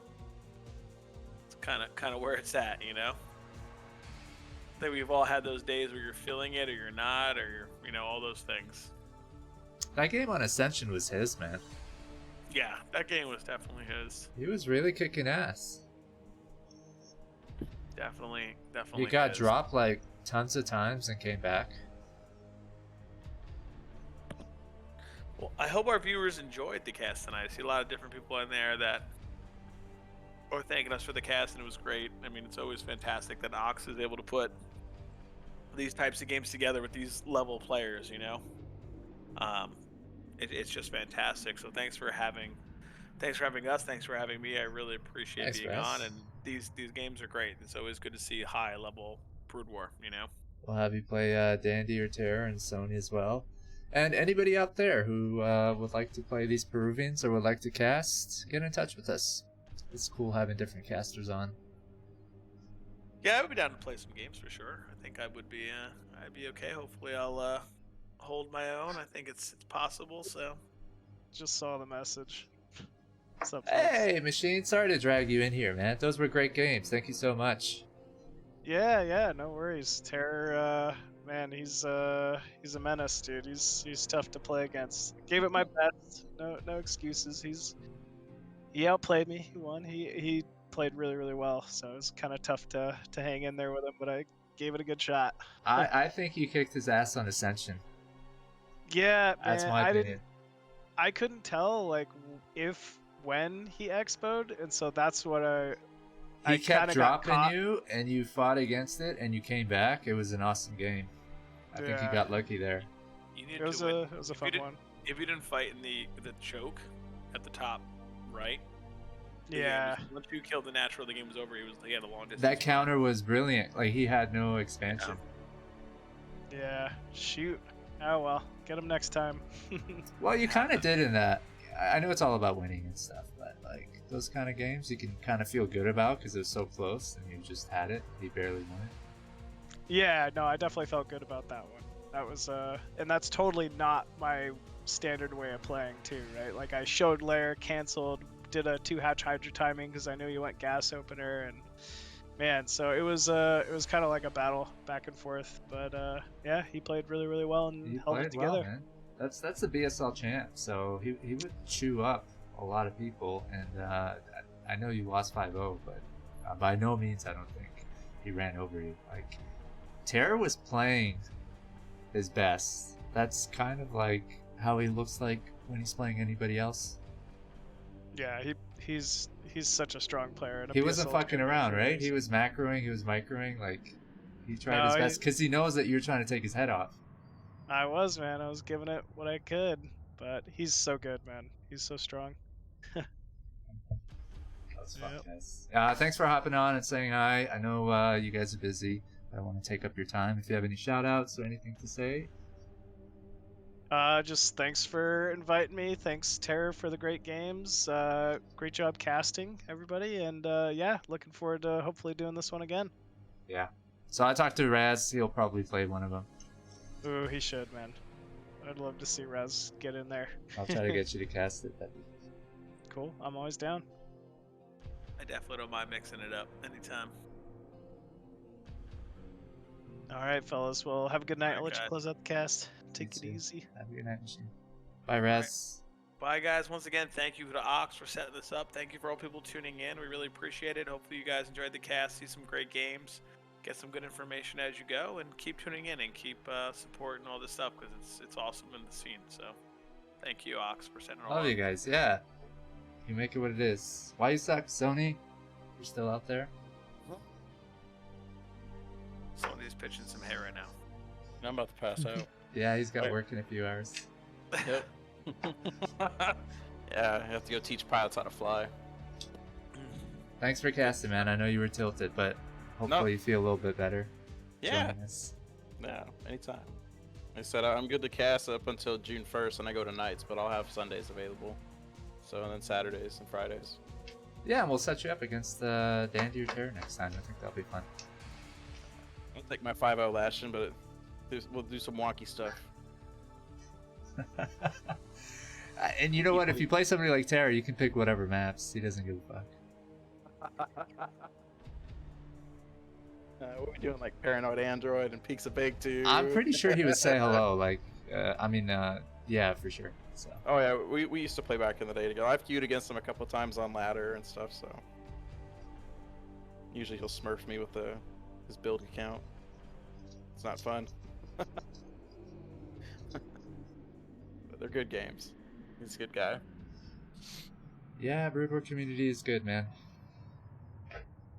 Most of it is good. I would agree with that. You got your run of the muck outsiders here and there, but I think most of them have been pitchforked out from witch hunts.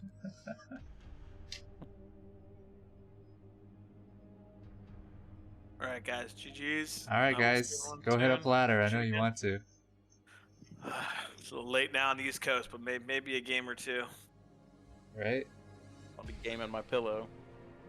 All right, guys. Take it easy. I'll see you guys soon. Have a good night, Razz. Take care. Take it easy. Have a good night, guys. Thank you. Okay, bye.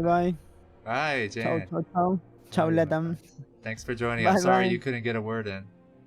No problem. I'm really busy now, but I really like to watch these games. Thank you very No much, my problem. friend. You're welcome anytime, and it's an honor to have Jan join us. Okay. Thank you, Mr. Oaks. Bye. You have a good night, my friend. Bye. Good guy. Bye.